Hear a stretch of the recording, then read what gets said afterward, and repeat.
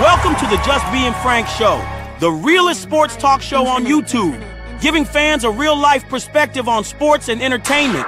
You knew better, you do better, who do it better?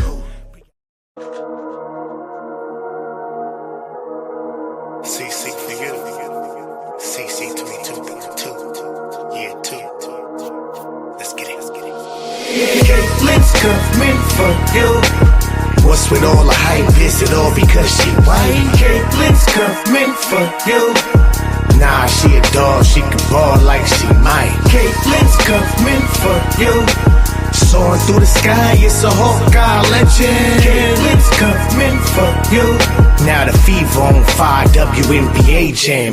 Fast break, she on the move. Go hard, win or lose. Dog on the court, but show charm in an interview. Even though they all hating, even though it's all Caitlyn. Sorry, bust your balls, but this year gon' be heartbreaking. MVP, bad dad, logo 3-step bags. No look past, catch that. Nike couldn't check that. So check that, hating at the door. We in year 2 with the bacon if she the GOAT. Float like a butterfly, sting like a bee. Rumble CC like Muhammad Ali. Shake the haters off like John the Liquidator. They games premature, should be baller than incubators. Keep putting ink to paper, keep signing for meals. If they try to lock you out, they'll be shining your wheels. Working at a car wash, cause most of them all wash. Claiming they the reason that most of us all watch. Not just because of one person, it's because of me too. What's with all the hype? Is it all because she white? Caitlin's coming for you. Nah, she a dog, she can ball like she might. Caitlin's coming for you. Soaring through the sky, it's a Hawkeye legend. Caitlin's coming for you. Now the fever on fire, WNBA jam. Look up in the sky, it's a bird, it's a plane. Nah, that's Angel Reese dropping turds on the game. Not working on the game, not deserving of the fame. Missing wide open lays like she played with a broken wing. Seemed hopeless, mainly Celeste couldn't fix it. We scream bloopies, bang, that bang getting ridiculous. Tried to poke the bear, but we laughing cause she ticklish. Can't see me no man, CC, shoot it from a distance. Shoot it with persistence, do it so consistently.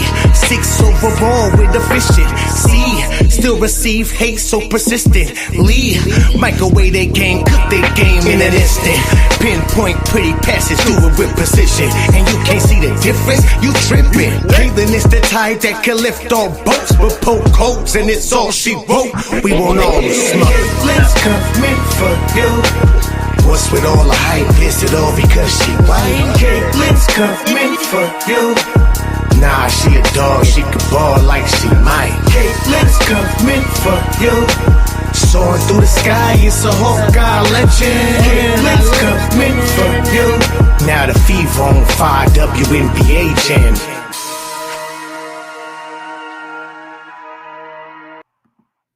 Get top of the morning, afternoon, night, depending on where you at. It's the Pope, your host that do the most. Welcome to the Just Being Frank show, man. We got to break down a lot of topics today.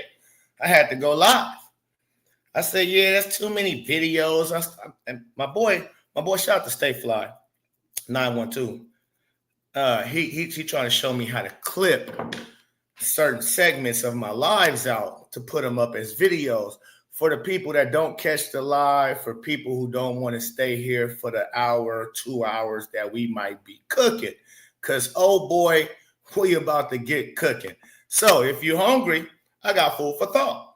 Shout out to Nice With Him, new member of the Post. Oh, man, much appreciation. Look at that there. Shout out to everybody in the chat. Let's go over the first few that came in. Jeff said apparently not understanding. Stephanie White. That's to the title. Is Stephanie White a good coach? Apparently not. That's what he says. Then we got JG. Caitlin's is coming for you. New York Liberty next game. Hopefully, if anybody got word on that, please let me know. We will discuss it. Most definitely. Let's see here. Who else we got in the chat before we get to cooking? Make sure we hit the like button before we come.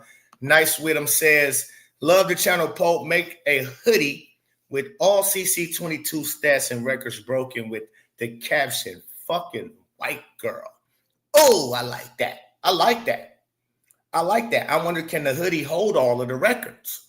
Can the hoodie, I would have to put the records all on the hoodie part, shoulders, sleeves. The hoodie would be filled up. Slow Pat in the building says, let's go. Yes, we are. We about to go. We about to go for sure. Let's effing go. Okay. CC22, Silent Assassin. CC, shoot him from a distance. Rebecca, RG, what it do? Hello to you. Dirty Scarrington. Yeah, we got to get into that as well. That will be talked about. We will cover on that. Yes, don't trust white. Because I'm hearing it's one of our favorite podcasters that refuse to call out Stephanie White. And I'm confused on why. Because one of our favorite podcasters, man, got one of the biggest platforms covering Caitlin Clark, but refuse to speak the truth about Stephanie White. And I'm confused. I'm just trying to figure out why. Shout out to Shane GT in the building. Pope, you called it before the season. Steph White is a Trojan horse, probably, or Trojan. Yeah, horse. That's what he meant. Yep. I don't think she will play against Liberty. Me neither. And I'm going to tell y'all how this is all just such a bad sign of what the WNBA is really doing and what's really going on behind the scenes with Caitlin Clark fever and all of that, because it doesn't make sense.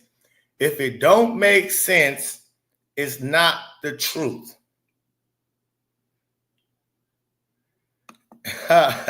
Shout out to Brady798 Sports. Said you need to play the original CC song you made. Classic. Shout out to you, because I have not listened to CC22 in a while since I've made CC for You, CC22 Part 2. Haven't listened to it for a minute.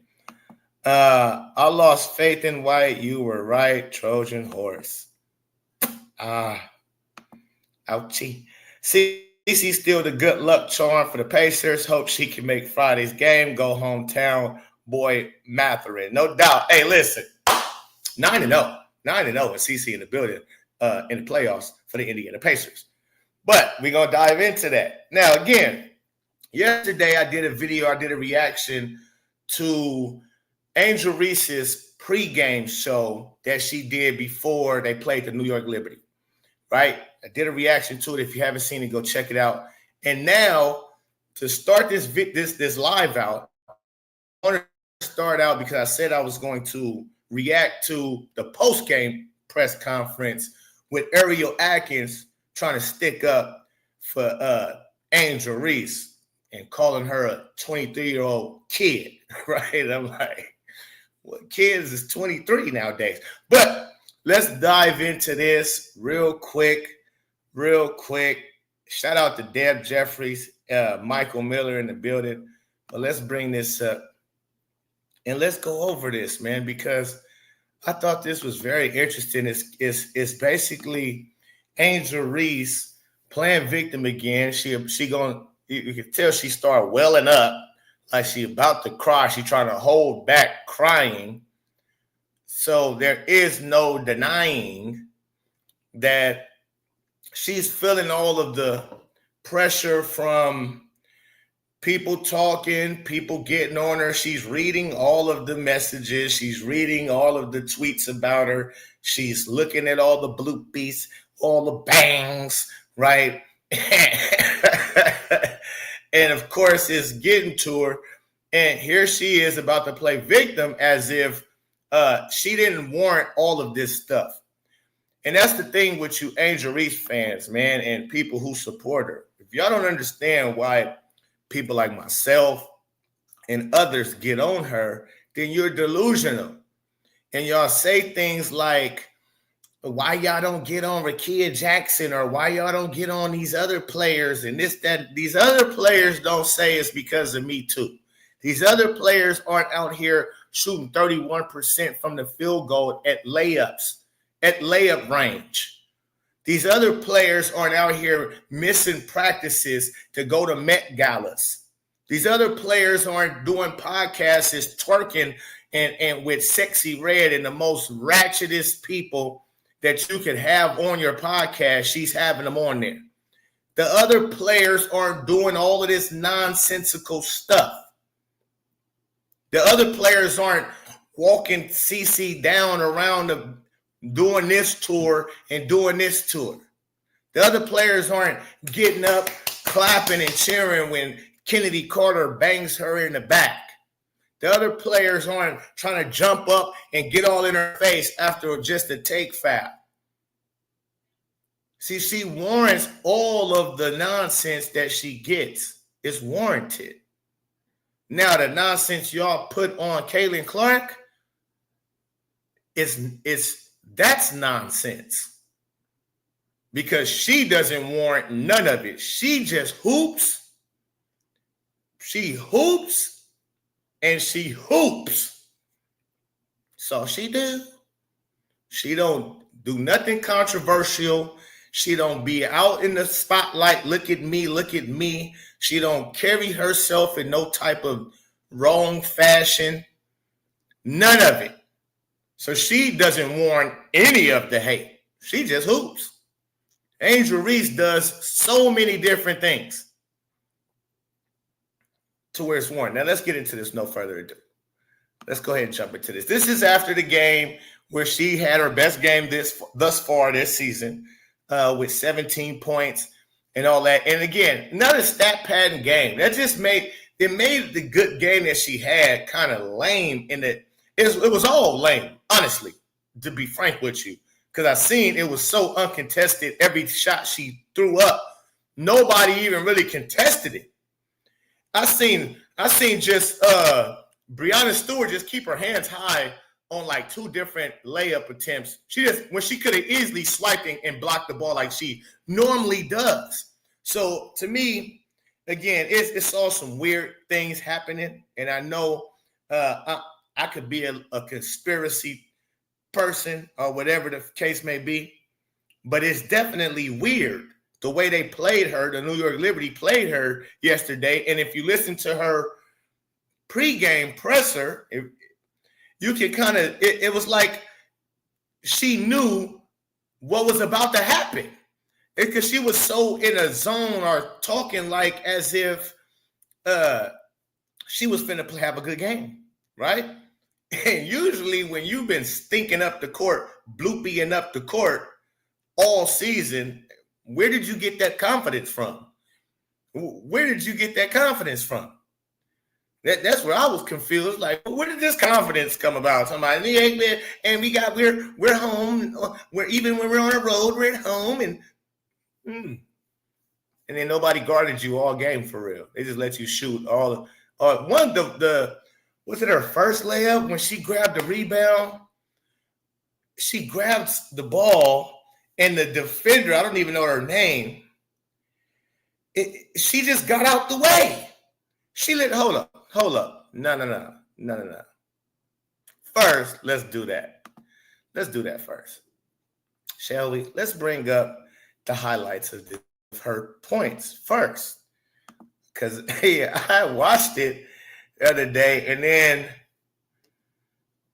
what the fuck just happened? Okay, continue as me. I had watched it. I'm like, let me see the highlight, because I didn't really watch the game too much. I seen like the first half and the second half. Not interested. So hold on, I'm gonna bring this up right quick. Angel Reese scores 17 points versus Liberty. Let's see this real quick. I want to show y'all better than I can tell you. it this one? No, that's not that one. Be patient with me. They just had it up here the other day, so they better. Okay, I think this is it. Okay, yes, this is it. Oh, yes. Oh, yeah, yep. All right, let's get back over here. Watch this, ladies and gentlemen. And we'll bring that post game. But check this out first. Hold on. Uh-oh. Give me big screen. I want big screen. Hopefully they don't ding me, but they might. I ain't tripping. We gonna break this down. Cause this is very tough. I was like, she got 17. Already with Let's 11 see. points, Let's see it now. and, as you mentioned, very efficient. Backdoor cut. Allen can't finish it. Reese. Come on, Already don't do with that. 11 points, 8 boards, and as you mentioned, very efficient. So look, on the season, 9 points. And tonight she got 11. She 5 for 6 for the night. 31% field goal on the season. Backdoor cut. Hold on, let's see. Allen can't finish it. Reese. The board and No. See, that's the part we got to see. Right there. Gardner. No. Board and the putback. The board and can't finish it. Reese. The board and the putback. Gardner. No, don't do that. Finish it. Reese. The board and the putback. Gardner. Hold on. In for New York. So too is Marine Johannes. The electric Get out of that. French guard. Here's Van Lick. The Already with 11 points, I 8 did boards, pause like that as because you that's mentioned, the very efficient. main one. Come on, you kidding me? backdoor You got cut. a better one? Allen can't finish it. Reese. The See how old girl? I'ma just hold it right there. She just stood there and watched her. But I'm about to find that. No. They not gonna play me like that. Cause they had it on there yesterday, or did they not? Let's see. Okay. Here we go. Watch her just stand there. She just gonna look at her. I've never seen that. Let's do that again. Wowzers. Now, this is her first points of the game. Allen can't finish it. Reese. She just looked at her. She didn't try to do. She is there for the block. She's in position to block her. She just looked at her. She just watched her. This is her first points. Her first is 14-0. This is Angel Reese's first bucket of the game. And this girl, here go Rebecca Allen, I think that is, who shot the ball. Angel Reese comes in. I think, let's see if she pushes. She might even push her first. Oh, wait, no, went too far. I want to do shot after shot. So, okay. Here go the rebound. They both there. Angel gets the rebound. Bob.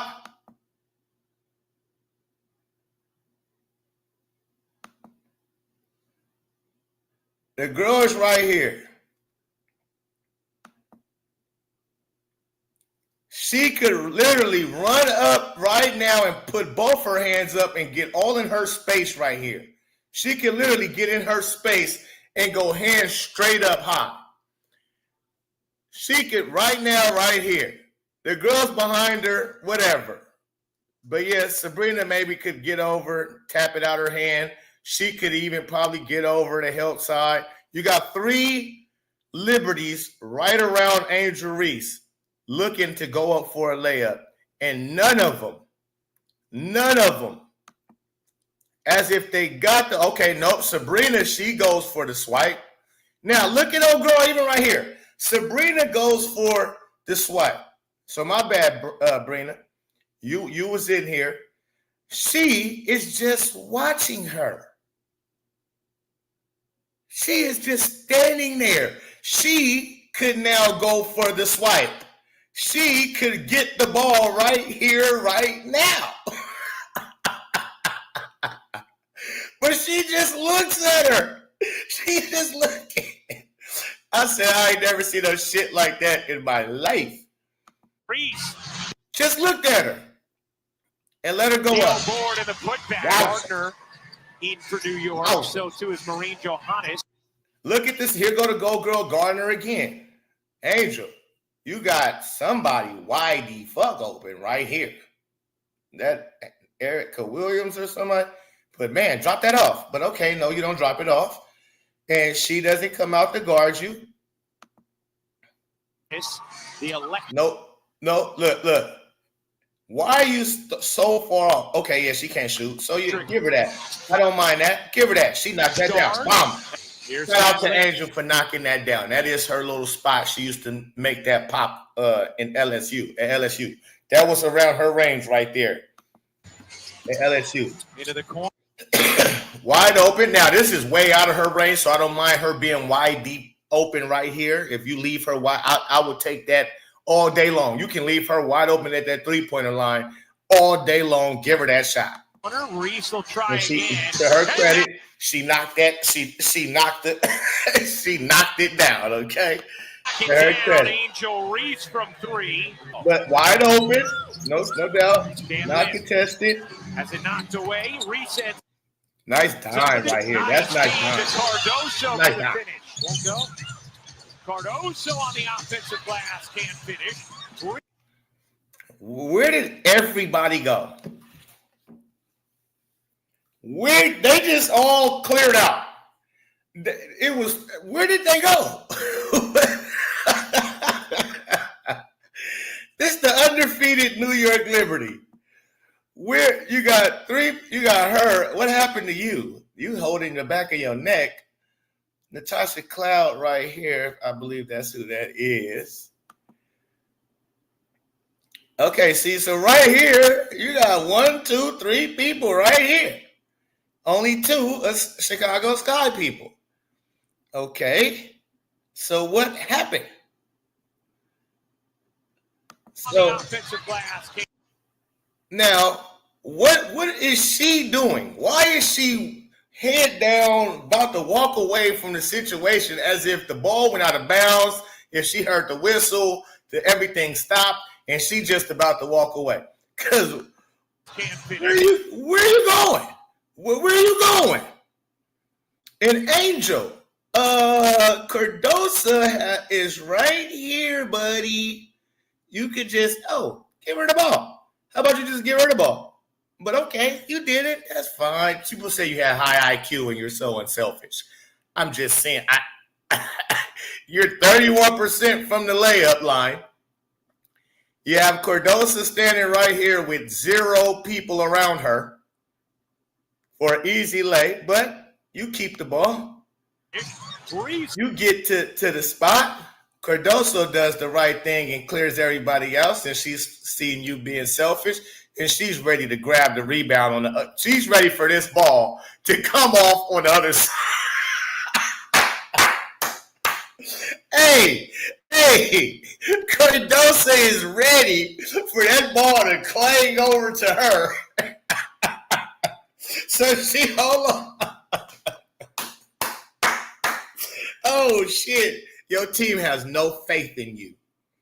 You are this wide open, and Cardoso, instead of just basically running back like this chick did, because that should just for sure be easy 2 points. But in your case, that might come over on the other side of the rim.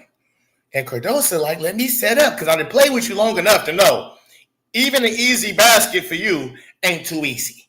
And that most likely will come 31% will come off on the other side of the rim. But to her credit, she made it. But again, all of these shots so far, uncontested, nobody's contested nothing.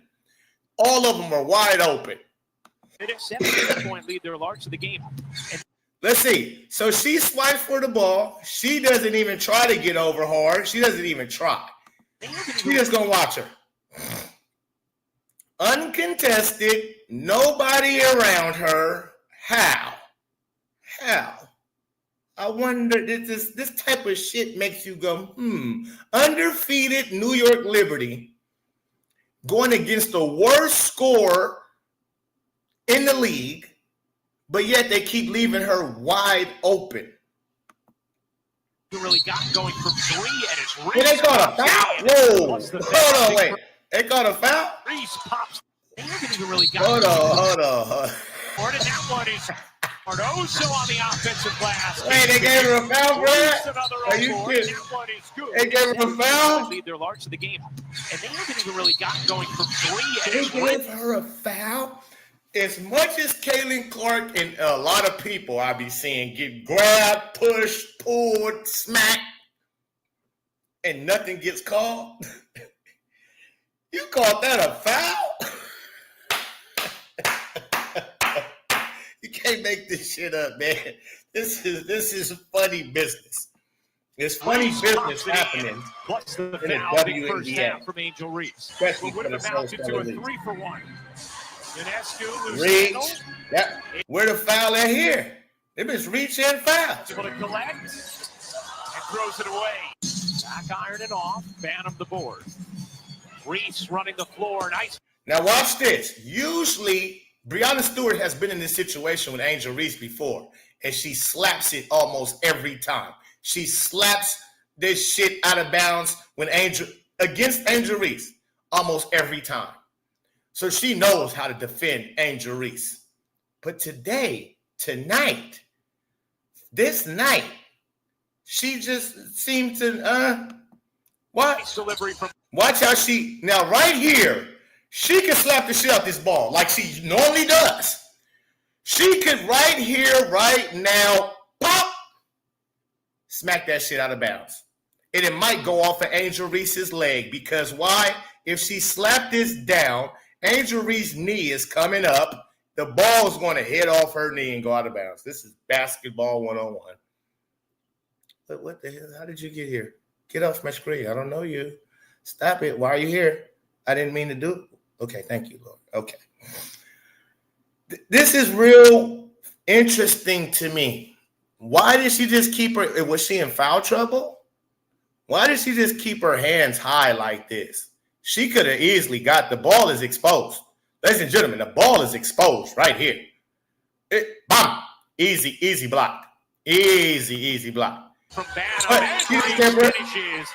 That to me, that's not contested, especially when you could have actually stripped her. She didn't even try. She just did this. Last game for Chicago. Same thing. Watch this. No. This hand tie doesn't even jump. He didn't even jump. Offensive glass. And finishes for Chicago. She just keep hands high. She don't even jump. Again, look how long her arm is. Right here, she got the block again. She got the strip again. Now, how Angel is positioned like this is beyond me. But she got the strip again. If she wanted, but instead, she look, she got it again. As Reese digs in and finishes Is that the first one we was just looking at? Let me see. What do you have again? Couldn't finish it, and it squirts out the Cloud, who throws it away. New York 0-7 from 3 in the quarter. Burke added strip a 34-point Liberty lead, and Holly is ready with Coco. Well, that only made me almost choke up to see them love on you like that. Something so that's cool a from reach the French across Open the when body. I saw a piece of paper where you had written That's and okay. manifested, I will win the French Open. I'm so over challenged and at over scoring. again. What can I you don't know say what to to young do. people out there about the importance of manifesting your dreams? My gosh, they could not have nailed it more. Think about, we're going to come up with a mascot, and we're going to turn them into this. That's a good bucket. Now, that's a good bucket. In traffic, that's a good bucket. Can't take nothing away from her right there on that bucket right there. That's a good bucket. Let's see. I don't see what Bree Stu could have done in this situation. And because even whoever this is, she tried to swipe it, but she kept it out of the way. And here go Bree hand right here. She kept it out of the way. We're going to turn them She got it high off the glass. High off the glass. She got it high off the glass. Okay. So, again, Mostly every shot we just watched, uncontested. No, uncontested. That was the only one that was the last one was the only one that was really contested. Okay, now let's go to what now afterwards, here goes the post-game interview. Afterwards with her and Ariel Atkins. Now, why do they have Ariel Atkins up here? I don't know. Let's see. Let's see how many questions they actually ask her and she answers. We'll open up for questions for players. What was your overall take on that? And wait, hold on. Before she go, because I told y'all this before. When she has a good game and she's efficient, she will show up at the press conference. Did we hear from her? Did she show up at the press conference when she scored 4 points versus Indiana, versus the Fever? Did she show up at the press conference when she scored only 2 points and was 0 for whatever, through the game till the fourth quarter? Did she show up at the podium? She never shows up at the podium when she has a bad game, which is most of the time. She only comes to this podium after games when she has what they consider a good game. Then she'll come up here. Yeah, I think we definitely came out and played hard. Didn't play as smart. Turnovers for myself. 5 turnovers. I had to get that down and be better for this team. I know. 5 turnovers. Point backwards at its finest. 5 turnovers. Why do you got the ball so much to where you even can? I mean, you're challenged at dribbling. You're challenged at not traveling. You're challenged at a lot of things offensively. Why do you have the ball in your hands so much to where you could even have 5 turnovers? I get a lot of attention down low, and I'm trying to make the smart pass, but sometimes I need to make the easier pass. So I think just looking back at film. Why does it seem like somebody died? Again, she always up here. Okay, they did just lose by damn near 30. Okay. Being able to clean that up, I think all of us are going to look at ourselves in the mirror first before we're not going to point the finger at anybody else until we look at ourselves. So it definitely was tough for us. Third on the right. Yep. And just want to talk about the defense against how they have so many options. Just talk about your assessment on the defense and how you were able to get your offense in the bucket tonight with your rebounds as well. Yeah, I mean, I think defense is something we have to improve on, and we continue to just have to be better. And I think that just comes to knowing your matchup and just knowing your personnel. Obviously, this is a great team. They're a great team collectively. Obviously, individually, they're great, but together they're great because you never know where the weapon can come from. So just being able to know our personnel tonight was the most important thing, and I just let the offense come to me. We'll go back to Jason front row. Angel, what actually happened on the flagrant foul? You saw it. I couldn't tell what happened. Like, what was it looked We ran into each other. possibly like you stepped on her foot. Like it was as incidental as that. Let me go look at it. Okay. Great. That's what I'm saying. What's with the dude, bro? Why was that necessary? He asked you what happened on the flagrant foul. Now, any basketball player, you just answered the question. What do you mean? You seen it. You watched it. What? We just ran into each other. Oh, no, you didn't. So the fact that you even got to say some BS like you just ran into each other, you literally turned around, you was running this way, and then turned and blindsided the girl, set a blindsided pick, knowing it wasn't even necessary. It was so unnecessary. The person, your teammate with the ball, was so far away. So usually in that situation, when a person is picking somebody, it's because their teammate coming full steam ahead down the court on a fast break, and you right there, you can stand right there. But you don't start running one way and then come back the other way to set the screen. No, you don't blindside somebody like that. That was a dirty-ass play. And that's point-blank, period. Now, what you could have said in this situation, instead of having attitude, you could have answered the man. You could have said, I thought my ball handler was right behind me, so I was going to set a screen for her, but, oh, girl ran into me. I was going back. I was about to run down the court, and I thought set a screen for my PG, and I turned around to go set the screen because I knew old girl was coming, but she ended up just running into me. She was closer than I expected her to be to me, and so she didn't see me coming. Ran right. I mean, she didn't see me. You could have just answered the question, but having the attitude. This is why people don't like you, and y'all wonder why. She looked like she just smoked more weed than I do before she came up on this interview.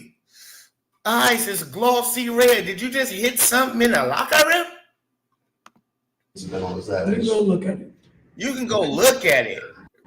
I can't ask you the question. It looked We ran into each other. possibly like you even stepped on her foot, like it was this incident. The offense come to me. We'll go back to Jason front row.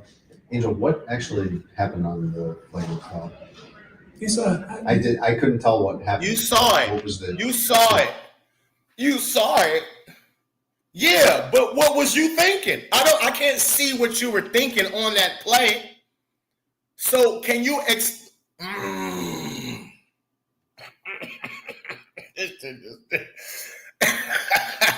and look at this attitude. The man just asked you what happened, yo, on the play where they got reviewed and still came back and found you guilty for flagrant.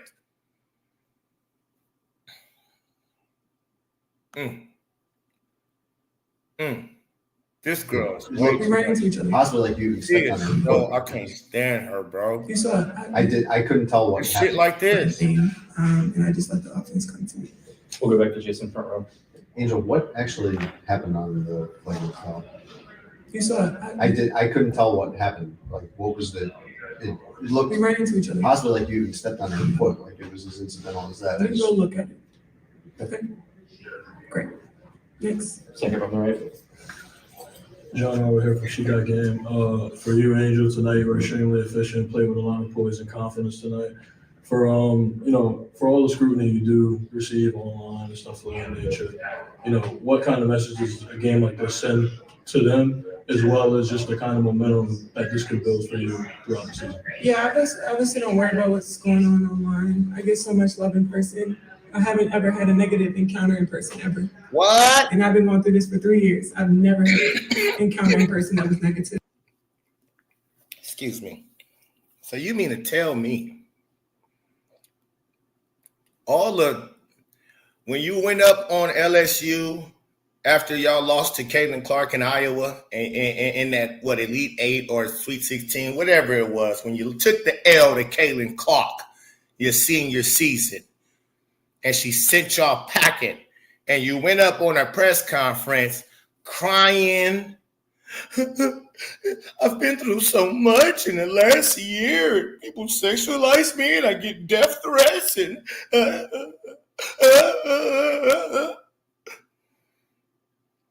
but nobody has ever came up to you in person and did no harm to you or said nothing crazy to you.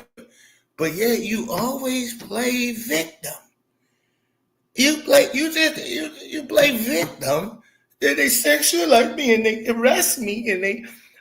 You said to us, people came to your house. You forgot. You lied so much. You forgot the lies you told. You said somebody had came to your house. They had your address. They was outside of your house. I ain't forgot. Did y'all forget? Y'all remember when she said somebody was outside her house?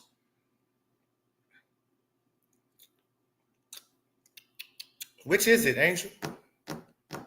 People be outside the house, you're getting death threats, you're getting harassed, you're getting sexualized, you're getting this, that, and the other. But then let you tell it. It's just online. It ain't no biggie, right? That's basically what she said. Ain't no big deal. Hey, I ain't worried about what people talking about. They don't say nothing to me in person. They don't say nothing to me crazy in person. That's online stuff. Ever had a negative encounter in person? Which it is. Okay. I've never had a negative encounter with nobody. That's what she just said. It's online. So, hey, it ain't no biggie. Ain't no biggie. You don't even know why you ain't worried about people online critiquing me? Yeah, I just don't worry about what's going on online. I get so much love in person. I haven't ever had a negative encounter in person ever. Nope. And I've been going through this for 3 years. I've never had an encounter in person that was negative. Never. So people online are behind the keyboard for a reason, and I don't worry about that stuff. I trust my work. My teammates trust me. And I was telling Milla today, like she felt like she was having a rough day, and I was like, how many times have I had a rough day? And you picked me up. So don't get down on yourself. I know my teammates have my back, my coaches have my back, and that's all that really matters. I don't have to prove anything to anybody but myself and my teammates. Second row on the left. Enjoying it tonight was not as you expected. Can I say something? This is a 23-year-old kid. And the amount of crap that she gets on a day-to-day, she still shows up. Hold on, Ariel, you said something? Wait, Ariel, you've been up here for 3 minutes. Y'all been up here. They ain't asked you nothing, girl. I said, why the hell did they have you here in the first place? They ain't asked you nothing. You've been here for 3 whole minutes. They ain't asked you one diggity doggone question. Don't you play with her too? Didn't you have the second most points on the team? And what is this little interaction you and Angel had right before you had to come out and about to try to defend this when she just said she don't receive no hate in person? It's all online, and her teammates, y'all got her back. Tonight was not Can I as say you something? expected. Yeah, go ahead, say something, girl. Can I say something? This is a 23-year-old kid. And the amount of crap that she gets on a day-to-day, she still shows up. So whatever questions y'all got like about our team, basketball-wise, we appreciate it. But all the other nonsense, like, it's irrelevant. Like, we here to play basketball and do what we do. We having a hard time right now at the end of the day. What have they asked her so far, stupid? You've been up there, you ain't talked, so you should just be all ears. They ain't asking you shit. So you should just been all ears. Because so far, they asked her nothing but basketball questions. They asked her what happened on the flagrant foul. That just happened in the game. She got an attitude about it. They asked her, what did old boy ask her in the beginning? All basketball-related stuff. She had one of her best games. The dude just asked her, you just silenced your critics, yada, yada, yada, and so on and so forth. Nobody attacking her. Nobody asking her, Angel, you shooting the worst that any power forward has ever shot in WNBA history, which they should be asked. Like, how do you fix that? That should be a question. But that's not what they're asking her. So for you to talk about she's a 23-year-old kid, and now look at Angel. She about to go into cry mode. She went from villain to victim in the blink of her eyelash. She went to villain to victim in the blink of this eyelash. 23-year-old kid. I don't know no kids that's 23-year-olds, dummy. I was 23. I was popping. I was on. I already been through the penitentiary. I did a bid already. People in college, they're already out of college by the age of 23. People, what are you talking? People start families before the age of 23. Kid, she's a professional athlete. She not 16, 17, 18, nor 19. And I'm surprised Black Twitter, y'all gonna let her get away with this, calling Angel Reese a kid. Y'all sure didn't let Caitlin Clark get away with calling Juju Watkins a kid. And she's actually a fucking kid. Juju Watkins is 19. She's actually a kid. And y'all had the nerve to go at Caitlin Clark crazy. Because she said kid. This girl right here, she's a 23-year-old kid. Angel, you gonna let her call you a kid? Because I'm sure in any other circumstances, you look at yourself as a grown-ass woman. I'm so sure you consider yourself to other people, I'm a grown-ass woman. But now in this incident, in this situation, you're a kid. I bet you, I promise you, I bet you. I wonder if I can find a clip. I probably can find a clip of Angel Reese saying, I'm a grown ass. That's just what people like to say. I'm a whole grown up. Younger people, when you test their knowledge or whatever the case or what they doing, they hit you back with, I'm a grown ass. I'm fully grown. All of that by 23. Oh, yeah, man. People start families by the age of 23. She talking about kid. Get the fuck out handles of here. herself with grace. Her crown is heavy. Her crown is heavy. We having a hard time right now. Well, hey, stupid. Since you just crowned her, don't you know people with crowns, kings, queens, it is heavy? If they wear a crown that you just placed on her dome and she's placed on her dome, she's placed a crown on her dome, you're placing another crown on her dome. So yeah, hey, stupid. Crowns are heavy, unless you're talking about the Burger King crown. You're talking about when they used to make the little hats. Them was tight. Unless you're talking about that kind of a crown, the paper thin, because that's what it really is. You're a paper champ. Huh? You're a paper champ. You're not a real champ. You're a paper champ. The crown is heavy. You bitches is dumb. Just a 23-year-old kid who handles herself with grace. Her crown is heavy. So whatever else, like y'all want to come at her for the way that she acts, she has to build the wall. She has to have the wall. Because if she doesn't, people will break her. You don't want to come at her for the way that she acts. First, again, nobody in that room has came at her no kind of way. Nobody in the room. Do I need to go back over the questions again? There's nobody. They're talking about the game that just took place. What are you talking about? Where did this come from? Where did you get this? What are you talking about? They talking about the game. They talking about her game and the game that just happened. That's the only questions that's been asked to this woman. This kid that you call kid. This woman that you call kid. And she only going to allow you to call her a kid because you're doing it in a way of trying to protect her. So she's going to go into her kid mode. This is so funny. Can you imagine if Caitlin... Not only just because of the way she looks, but because of the way she carries herself.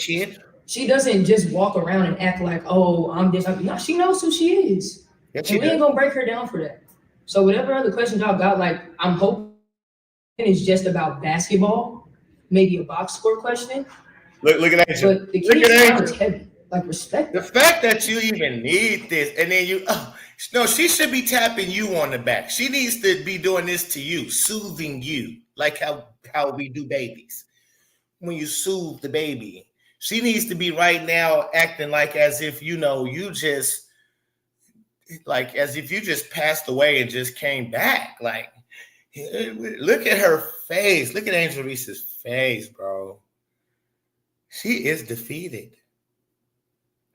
We have defeated the monster. Watch her get in her feels now. Watch this. Yeah. Listen to the voice. Tonight wasn't as you expected, but how does it feel to win BET Sports Woman of the Year for the third time? It's great. Thank you, Ariel. Wait, hold on. Ariel just said keep it box score, keep it basketball. Don't go to BET. Ariel, she just said BET, Ariel. She not keeping it box score, Ariel. She going into awards, sports. She going into sports awards. She not box score, Ariel. Ariel, huh? She's going into BET awards. Look how stereo Ariel face like she ready to fight for her. Oh, that's so cute. That's so cute. Is that trying to be your boo? Because you look like you. I don't know. But you try to make this your boo thing or something. You seen Sexy Red tapping on that booty when she was shaking that thing, and you're like, you want to wonder how that felt. You know how it feels. Come on, stop playing. But how does it feel to win BET Sports Woman of the Year for the third time? Third time. It's great. Right? I can't tell. Thank you, Ariel. Hey, wait. Did you hear the sniffle? Oh, wait, I'm sorry. The sniffle. The sniffle. Oh, Shama.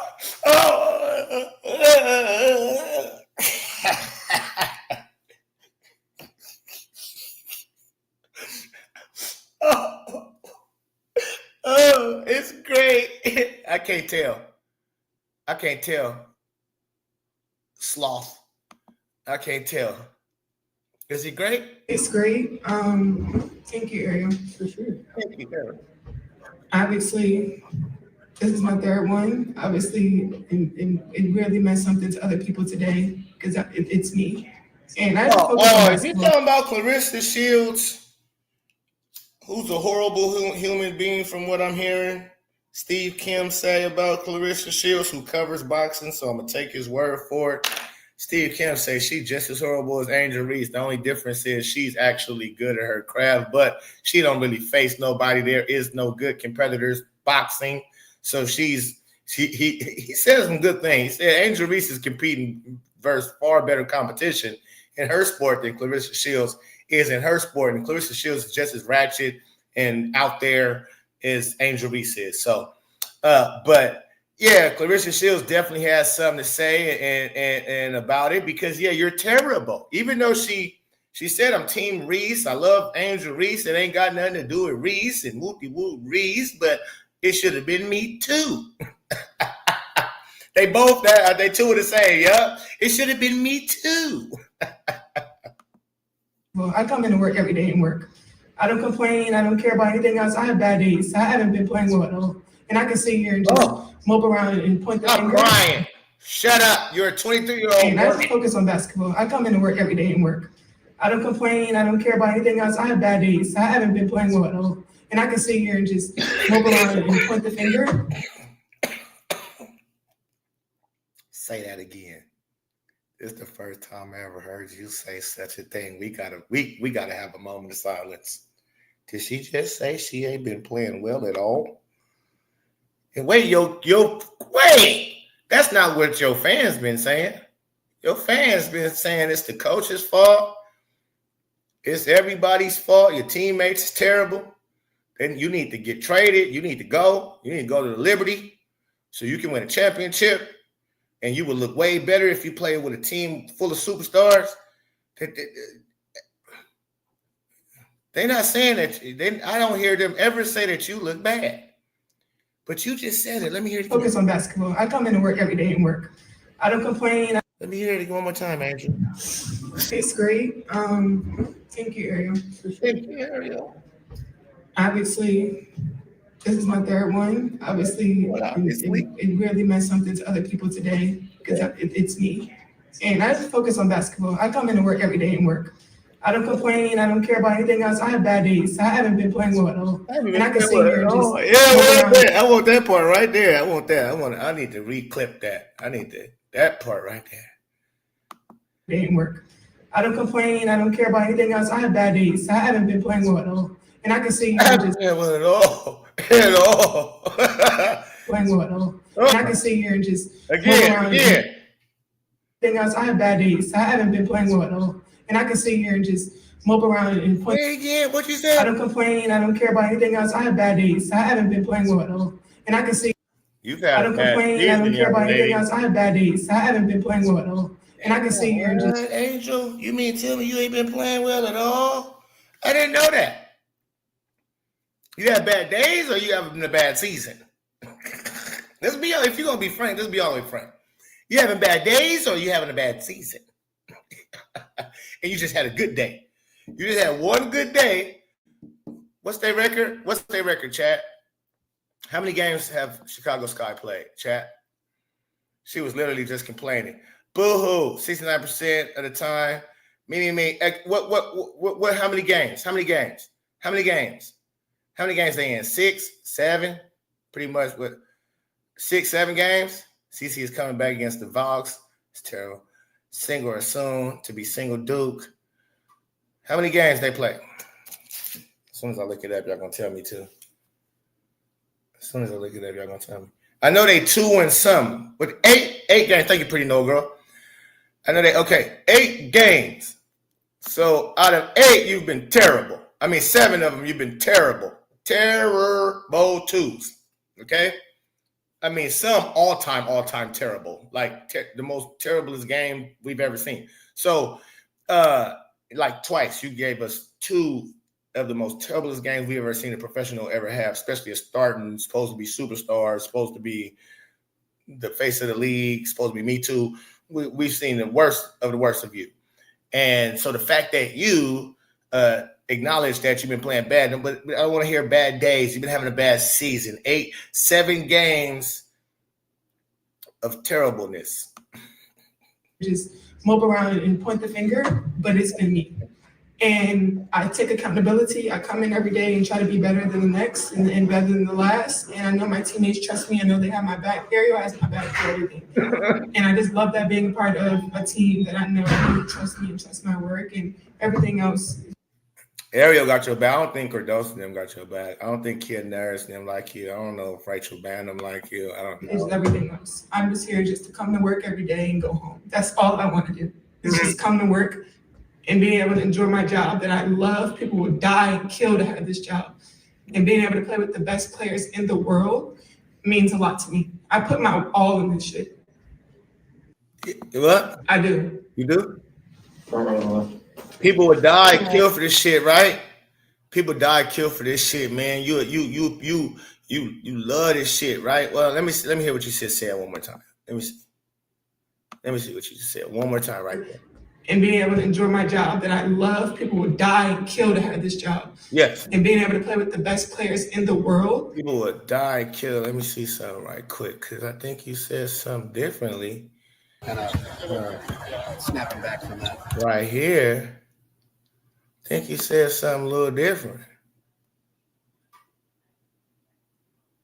Look at his face. Oh my God. I didn't try to do that to you. I just going to be able to host the BET, so I'm super excited for it. Angel, how much do you look forward to playing in New York? I mean, do you embrace? I love New York. Yeah. It's probably my favorite city to play in. wait. If I'm in Chicago, yeah, you out of here. I love New York. It's probably my favorite city to play in besides Chicago. So a lot of my family can come. Obviously, this arena is legendary. Everybody wants to play here. It feels like bright lights. It feels like I used to play in high school at Dykeman here in New York with Slam. So I just love being here. This environment is great. The fans, sometimes I feel like they're here for Chicago more than New York sometimes because they support us so much here on the road. The road games feel like home games. So I really enjoy being here. When Julian balled out the way he did in the tournament and TNT showed you and your mom in the stands and showed y'all with the stats, this your whole vibe of this how he balled out and this whole experience? I'm super excited for him. Obviously, his college career and journey has been great. I've been in Orlando today, so I'm really happy for him. Angel, CBA negotiations going on right now.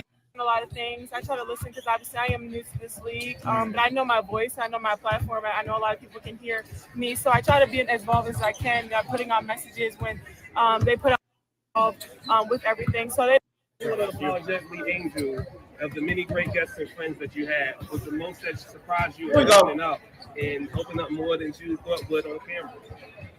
I don't know. I really enjoyed all my guests. Obviously, my favorite one was when I retired my mom.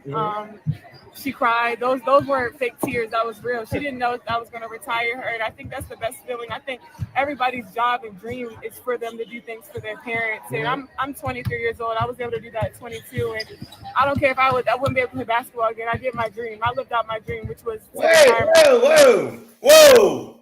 You don't care if you wouldn't be able to play basketball no more. But wait, people would die for this job you got. But not you. You just keep telling on yourself. You said people would die for this, but you work every day. But you're not really talking about yourself. Because right here, this is before the game. You just say, I'll be cool. Listen, if I don't play basketball ever again, I'm good. Because my mom's is straight. Did my dream. I lived out my dream, which was to retire my mom and take care of my family. So that was probably my favorite guest. But more to come for next season. With Jonquel. I don't care if I wouldn't be able to play basketball again. I did my dream. I lived out my dream, which I wouldn't be able to play basketball again. I did my dream. I lived out my dream at 22. And I don't care if I wouldn't be able to play basketball again. I did my dream. I lived out my dream at 22. And I don't care if I wouldn't be able to play basketball again. I did my dream. I lived out my dream at 22. And I don't care if I wouldn't be able to play basketball again. I did my dream. I lived out my dream at 22. And I don't care if I wouldn't be able to play basketball again. I did my dream. I lived out my dream, which was. I did my dream. I lived out my dream, man. And that's playing basketball is not my dream. Retiring my mom from making the money off of basketball, that's my dream. And I did that. So I'm good. I love it when you tell on yourself, Angel Grace. I love it when you tell on yourself. I love it. I'm good. And y'all hear what she said? Oh, am I tripping? Okay. Neither here nor there. It's what we knew anyways. But the fact that Ariel Atkins, man, y'all got to stop capping for this young lady. She's a young lady, Ariel Atkins. She's not a kid. Okay? Let's be clear. She's a young woman. She's a professional athlete. Supposedly, you guys are professionals. Ariel, you should be old enough to understand what a professional is and what comes with the crown that you crowned her with. See, because y'all playing checkers and we playing chess. So you crowning queens and kings that don't need to be crowned. But you gave it to her. And you got the nerve to complain about if people actually get on her or scrutinize her or hold her accountable themselves on their platforms from social media. And that's all it is people on social media that will say their opinion about her, that don't know her from a can of paint, except for what she shows and displays to social media. So anything that I speak about or somebody else who's covering Angel Reese is going off of what she's showing. I'm not making nothing up. We're not pretending. We're not faking. We're not trying to throw dirt on her. No, she does it all herself. She went out and wilding out with them little ass booty shorts on. She said the words of, you got to pay, you don't make enough money or pay to hit this pussy. She said these things. We didn't make this up. She goes out half naked. She take pictures with the, what do you call them? DSLs. The DSLs. She take DSL pics. You understand? This is what I'm saying. She do things like this. Half naked. That's not us. So when we cover Angel Reese, when she showing off all her body, ain't no water in this background. Yeah, that's a bikini, but are you not even on the water? You just showing off. And when you take pictures like this and show us your DSLs, but then you cry of being sexualized, when you say the words of this league is growing not just because of one person, it's because of me too. I just want y'all to realize that. So how y'all gonna get mad when we realize that she's a lie? That's all phony and fake. And we cause it out. When you more worried about all of that type of stuff, and that's when they saying you, and I don't receive no hating person. Well, Ariel Atkins, what are you trying to stick up for her about? Because you want to get your name known now? You want to get in the mix of Ariel Atkins stuck up for Angel Reese. You want that to be the titles of some, because ain't nobody. That's probably your first time getting titled. It's your first time getting titled. No, you got titled when they traded for you. When they traded for you, I believe. Some people titled you. They put you in a title. The name is what I mean by that. Because you want to get back that name in the title. Ariel Atkins looked up for Angel Reese. She looked out and had her back. Yeah, Atkins, stop acting. You acting. You acting. All right. Let's transition on over to the Indiana Fever now, shall we? Shall we move on over? Let's get on off of Angel Reese. Hold on, before we do that. Now, should I say that for last? Because I want to break something down. This Showtime guy, YouTuber named Showtime, who's an Angel Reese lover, right? No problem with it. But he's a delusional person. And Caitlin Clark hater, right? He's a Caitlin Clark hater. And so I want to go. He just shouted out Paige and said Paige is way better than CC and all that. But it's time to get on Coach Stephanie White. Now, I wasn't hoping I was right about Coach Stephanie White. And I never said Coach White couldn't coach for real. I was blinded by if she could or not, because they talked about her as if she could. Now, what I said about her was she was fake and phony, and she was a paid in them spaces with the fakes and the phonies. Appreciate it, Becca. She was she was in that lump sum with the ESPN people that keep denying Caitlin Clark the respect that she has earned, right? They keep denying her of it. And Stephanie White is lumped in with these ESPN people. She's been announcer, sports announcer, an analyst for college basketball for years. She ended up marrying Lisa Saunders, another ESPN veteran Black woman for years. She's been married to her, I believe. And so it just seemed and she did a whole cry thing about not really being ready to coach no more this season because she going through something that was detrimental in her family. It was to her mental and all of that. Detrimentals to her mentals. And she said she was taking time off. She wasn't thinking about coaching. And then she turned around and was the Indiana Fever. That's the only reason why I thought for sure she was not going to be the Indiana Fever coach, because I took her for her word. I didn't know her to be fake at this time. I just known her to be the Connecticut Sun's coach, and the Connecticut Sun seemed to have a good little defensive program. They seem to know how to play defense, know how to utilize their pieces they had. So that's all I knew of her. We just met her last year, just like we met the rest of these girls in the WNBA, coaches and all. We just learned y'all.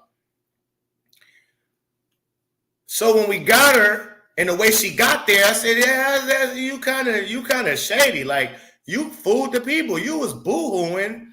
You really had me fooled. I thought, no way, this lady gonna be coaching for nobody, because she really must be going through some crazy shit if the Sun let her out of her contract.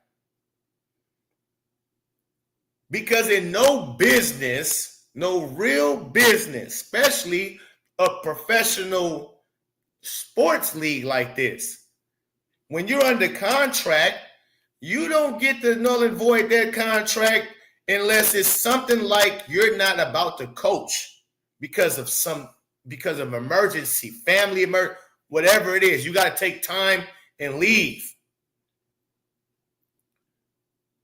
So she had another year in her contract. Again, just think about any other coach from any professional league.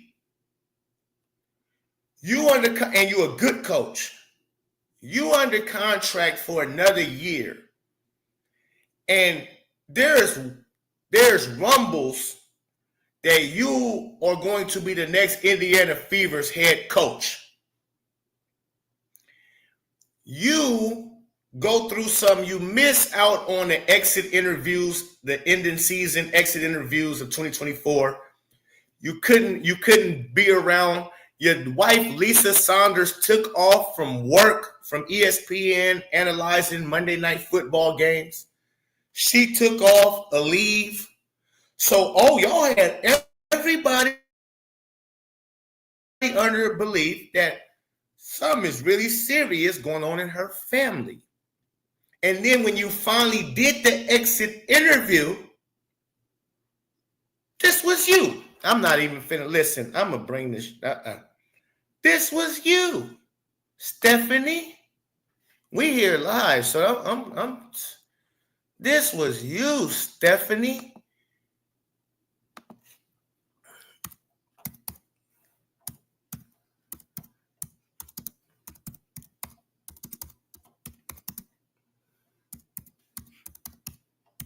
Please be an interview from Sun.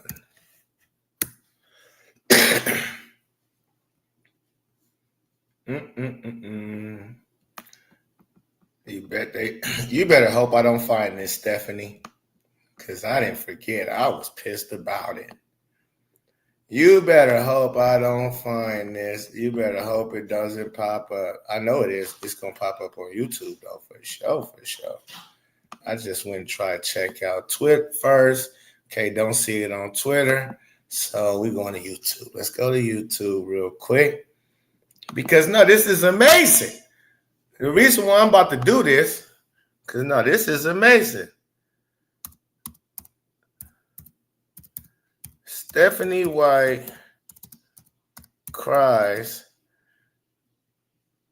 during exit interview. Because this is the reason why they supposedly let you out your contract. Come on, man. Don't tell me y'all didn't scratch. Oh, found you. Uh-oh. Uh-oh. You are in trouble fucking with me, young lady. Old lady, you are in trouble. Yeah. Uh-oh. SpaghettiOs. Because to me, you are a DEI hire. I knew that shit when they hired you. I said, something don't fit with me with this chickadee right here because this is bogus. This was so bogus. Even the day, the last game, we're going to talk about, oh, boy. But I'm about to talk about all of this first. First of all, where should we start? Should we start from the beginning? Yep. Let's start. I just want to thank you. I've had a family emergency. That's why I had to postpone, and still dealing with it now. So it's been a tough time, but I knew that I needed to get in front of you guys and wrap up. We're gonna get into that her record at Vanderbilt. I'm about to break and dissect her all the way down.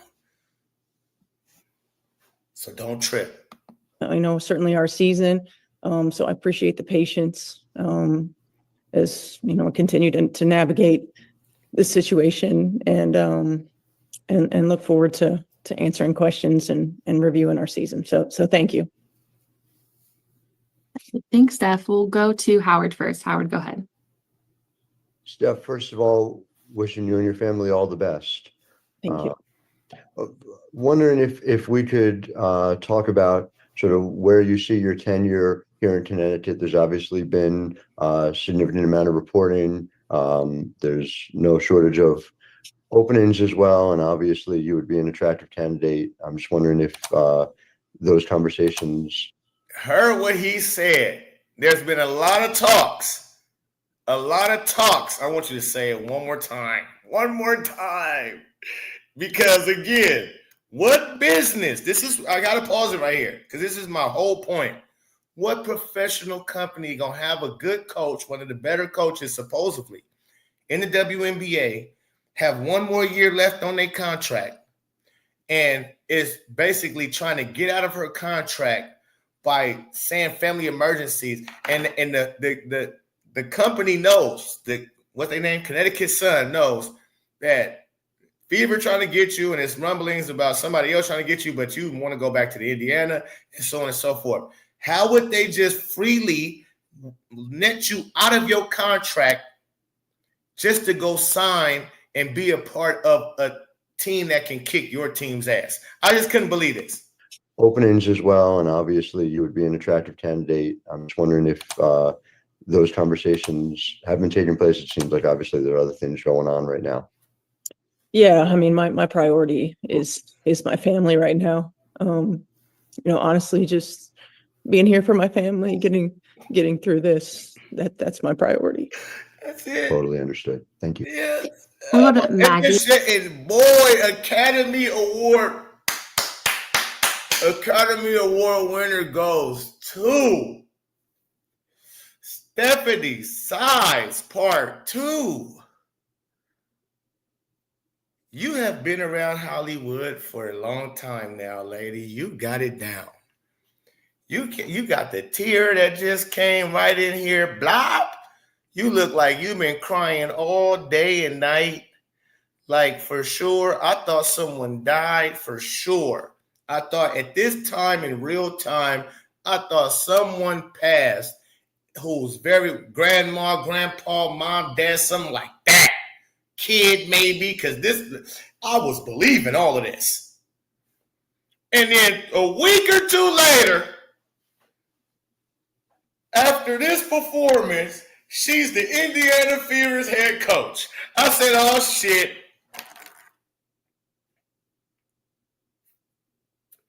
She just lied to us and everything. Next, Maggie, go ahead. Hey, Steph, just again, wishing you just positive prayers right now and positive feelings. I know obviously you guys didn't end up getting the ultimate championship, the ultimate goal of the season. Like that you made come down dribbling like that. That was good. I tell you, she yeah, I'm going through it. You gotta let me on my contract. And next week, I'm the Indiana Fever's head coach. First, I said, I'm hold on. He was I want to proud get of your team after this year of mid-season acquisitions, and just what are you most proud of your team? I think the resilience of this group, being able to go through the highs and lows of the season, not just the mid-season acquisitions, but it was pretty traumatizing, watching Tiff struggle and go through, her health scare and situation. There were a lot of ups and downs, but the resilience of this group to position ourselves to be right there, at the end of the year, to be in contention for what our ultimate goal was, to get to the finals. So I'm proud of the resilience. I'm proud of the way this team came together. I'm proud of, how open, receptive, inclusive, and how quickly we were able to come together after the midseason trade, and position ourselves. Certainly disappointed that we didn't get over the hump and didn't make it to the finals, but proud of the resilience. Emily, go ahead. Yeah, just echoing everybody else, thinking of you. Obviously all of your big three are free agents. Stevie told us that she was planning on coming back to the league next year during her exit interview. Just how much of a priority is it at this point to try to keep that core together going into next year? I certainly think it's something that you want, but we also understand the realities of this business. This is a core group that's been together for a long time. And thankfully for those three specifically, they have stayed together, and they have, wanted to continue to build on their legacy, with the Connecticut Sun. And, I think making sure that, we all understand that we would like that to happen. I think, but the reality of the situation is you never know. Every year a team is going to be different. Every year, opportunities arise, through free agency and other things that happen. So, we're thankful for the time that we've had, and we'll take the next steps whenever they present themselves. We'll go to Jordan next. Jordan, go ahead. Hey, Coach. Just want to say prayers to you and your family and stuff. And then, so I wanted to ask about Veronica Burton. Obviously, you guys acquired her a little early in the season. So I guess just talk about what did you like from her from both ends of the floor this season? Yeah, I thought V was terrific for us. She's I love her IQ. We knew that she really about teaching and helping players grow, and it's about relationships more than anything else. Because I was looking for something else, but I don't know where it said. I'm not going to go through it all. My main point of that too was the fact that I'm not gonna go through that. I ain't gonna make us suffer through that. But the fakeness through this whole time, and she talking about players and things like that, like she knows she's not going to coach there no more. She said a lot of different stuff in this video, but I want to cover some other things.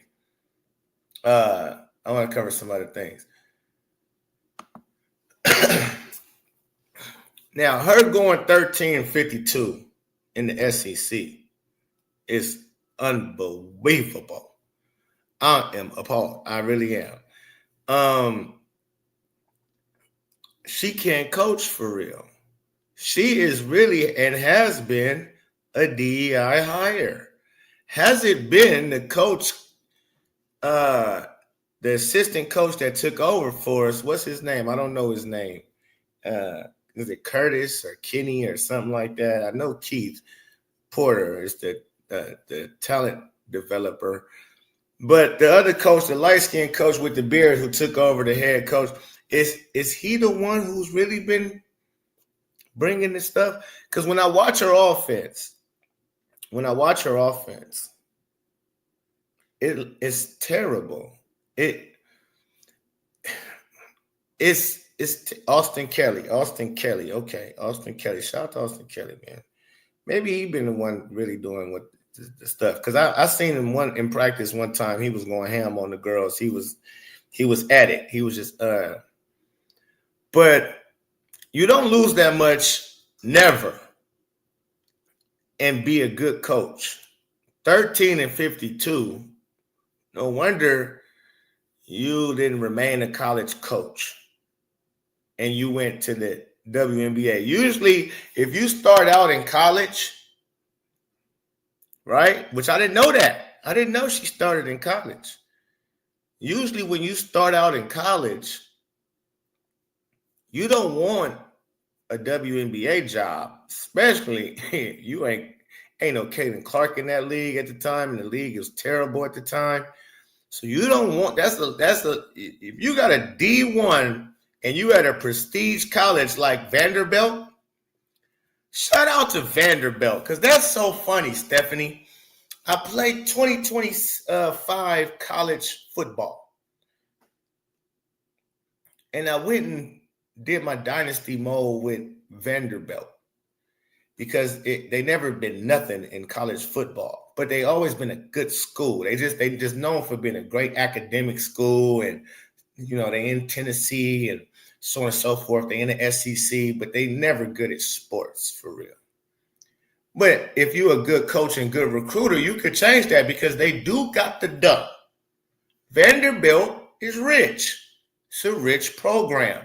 It's a rich school. Forget the sports. They got money. And so if you're dealing with somebody who got money and you a good coach, oh yeah, the facilities are nice. You got state-of-the-art everything. Don't give me state-of-the-art things, and you sponsored by Nike. So you got Nike gear for the people that come through and all of that. And maybe they were sponsored by somebody different back in the day, but they always sponsored by somebody who's somebody.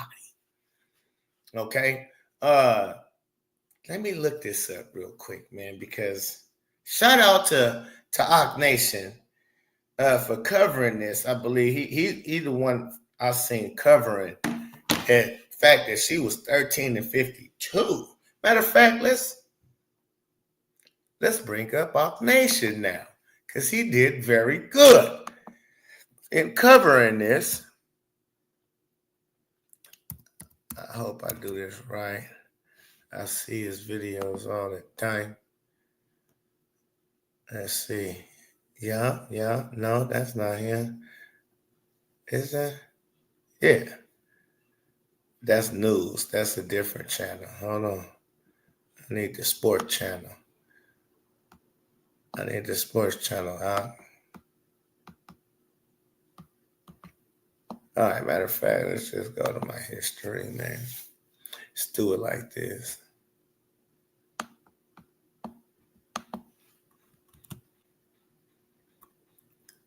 No, not that one. Oh, let's see. Disturbing facts. Let's go cook up, Ock Nation. Hold on, let me get you on the screen. I enjoyed this video from Ock right here. Shout out to Ock. Because I'm like, damn, I didn't know that. He really did some breaking news type shit, man. This breaking news. Why we didn't know that? Why we didn't know this, people? How was we not made aware of this horrific record of Stephanie White's? And how did it just surface? Let's go. I'll cook up, my brother. We get into Stephanie's sides. We're gonna talk about Arian McDonald, man. I watched the game from like a coach's standpoint because when you look at somebody like Arian McDonald, what impresses me the most about her is her will, her drive, how she defends on every single play. There were a lot of defensive possessions that we had tonight where we gave up easy buckets. But Ari McDonald still played outstanding defense on those possessions. Her ball denial skills are impeccable. The way she can slide her feet, top notch. I haven't seen too many people in the WNBA that can slide their feet like she can.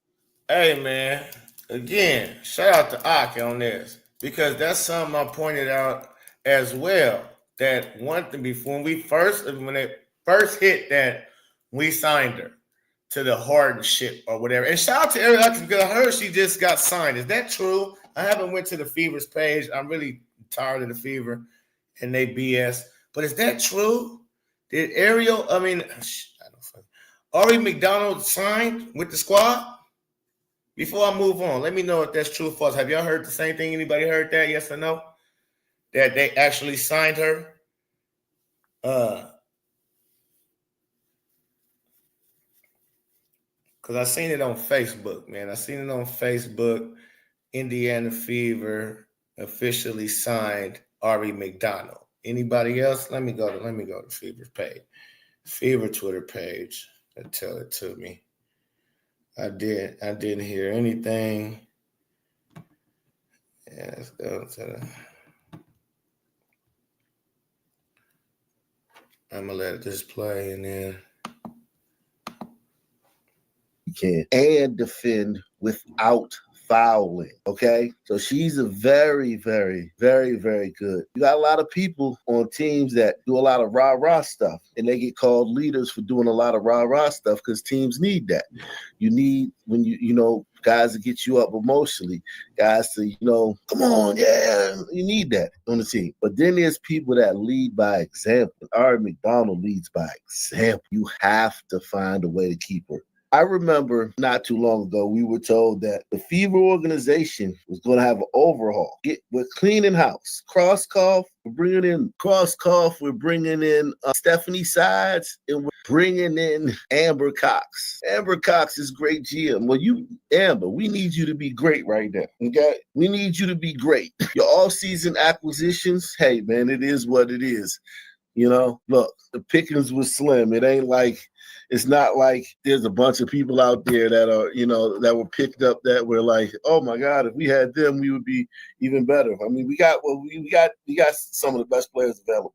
What you gonna get, Alyssa Thomas? You got DeWanna Bonner. I mean, it wasn't much out there. Okay, everybody's kind of trying to get paid when the new CBA happens. You know what I'm saying? So, and we ended up with 11 players, 11 roster spots because of the salary cap. That's coming back to bite us. That was a decision that turned out to be a bad decision, but who knows? Who knows? You never know how things are going to pan out. We went for the gusto, and whatever. Maybe these vets will come through in the playoff time. Come playoff time when we really need them. Maybe the veteran experience will shine in. But Amber, this is on you.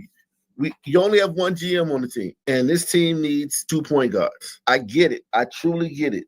It's a hard decision, but we're paying you to make this decision. You got to get rid of somebody and give Ari McDonald a contract. Sign Ari McDonald. She's too. Listen, if somebody else gets her, I'm gonna be so upset because the way she plays like a star. A dog. Now let's get to the. She's trying to prove herself because she's on the 10. She's not a star, but she still plays like a star. Was the dominant point guard today and got most of the minutes. That task has been thrust onto your shoulders. Amber Cox. Why was Stephanie White's record at Vanderbilt so bad? All right. So hold on. Let's pause for a second.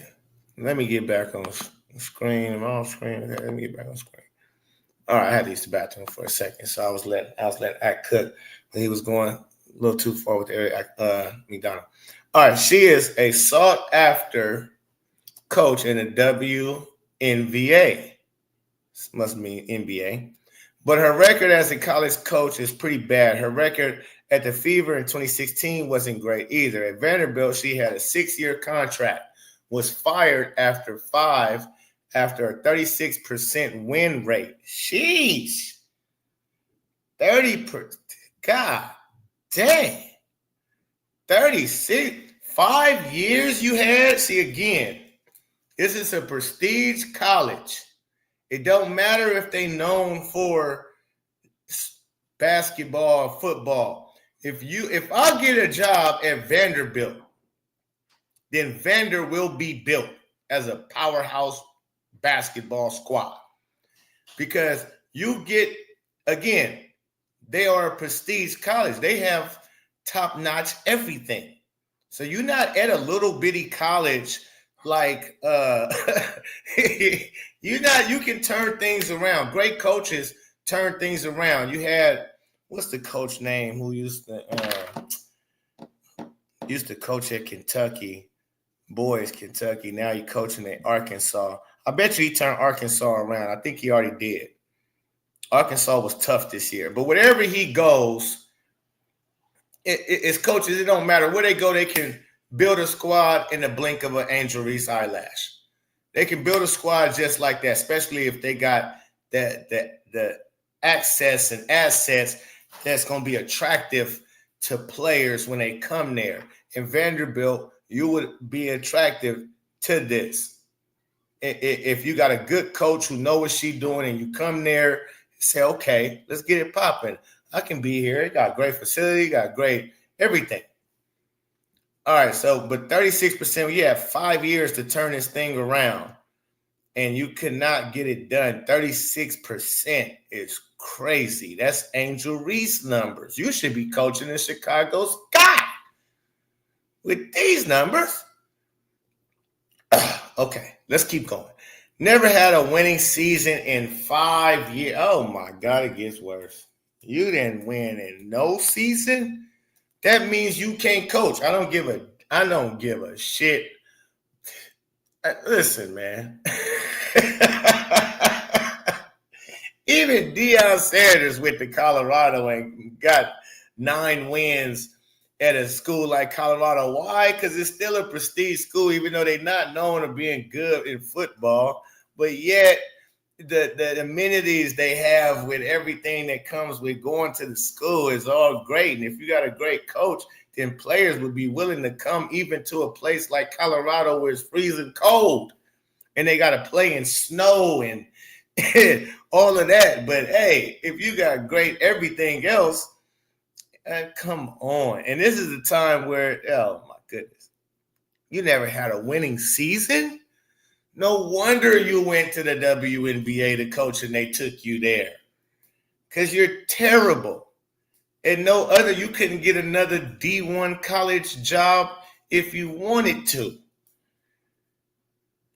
Let me continue. This is tough. Does anyone know what happened? Is she actually a great coach or did she inherit great teams in the W? ? I am not familiar with her time at Vanderbilt, so wanted to see what others' opinions are. Apparently, she had 9 starters transfer during her tenure. And this is before you could even enter transfer portals. Oh, Jesus. You had 9 starters?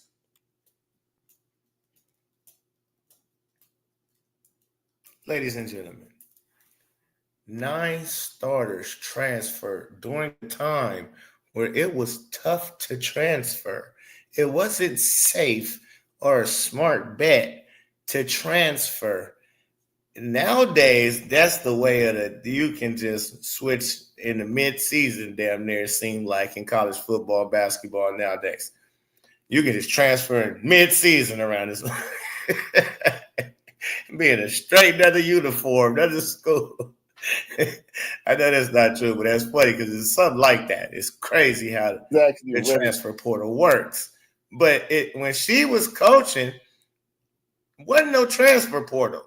So the fact that 9 players got up out of there, not just bench players, players that you was given minutes.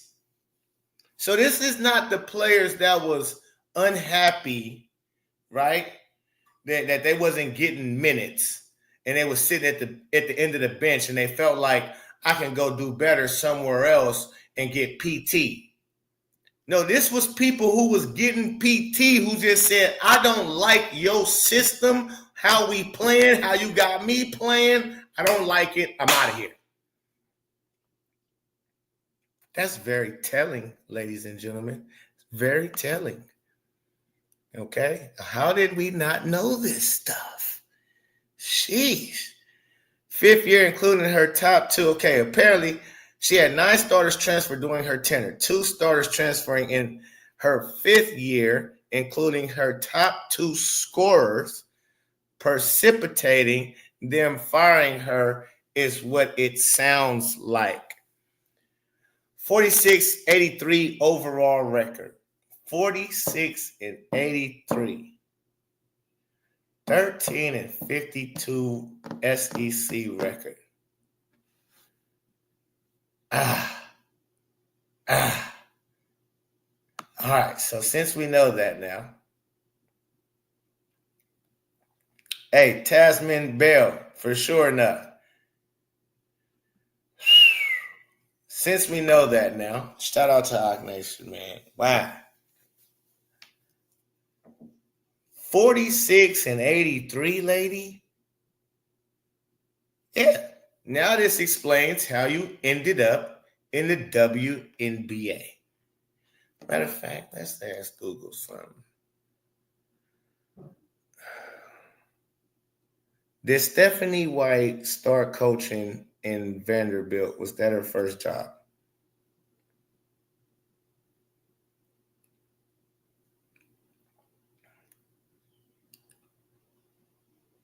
Okay, so no, Google says Stephanie White did not start her coaching career at Vanderbilt.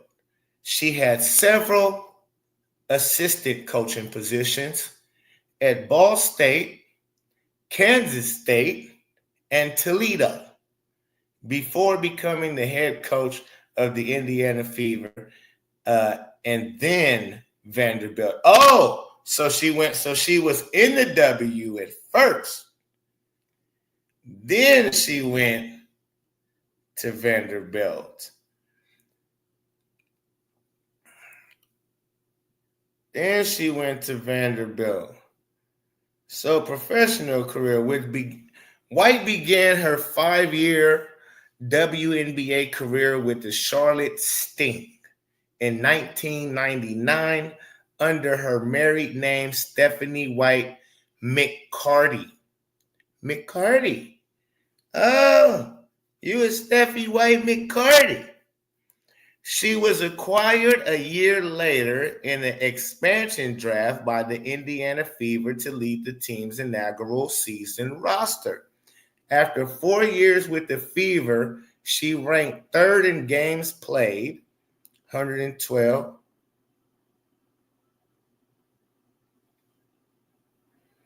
Hold on. White began her 5-year WNBA career with the Charlotte Sting. Expansion draft. Indiana Fever to lead the team's inaugural season roster. After 4 years with the Fever, she ranked 3rd in games played, 112 in 3-point field goals, 92 and 4th in scoring. She averaged 5.9 points and 2. Okay, no. That's playing career. Head coaching record. Here we go. I want to know about her time. In 2016-17, she was at Vanderbilt. She was 14-16 overall, 4-12 in conference, 13th in the standings. She was last. 2017-28, so okay. Whoa. She was 7-24.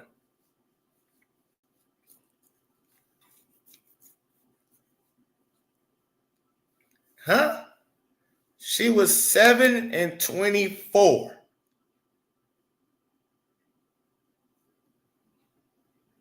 What? Wait, her first year there, it was 14-16. 4-12. And the next year, you went 7-24?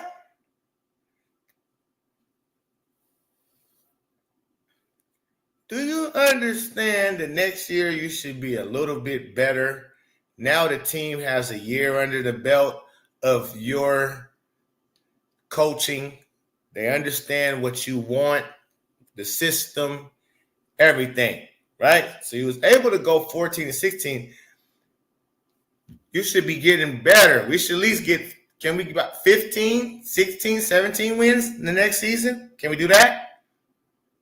Can we get more wins, a few more, or go even?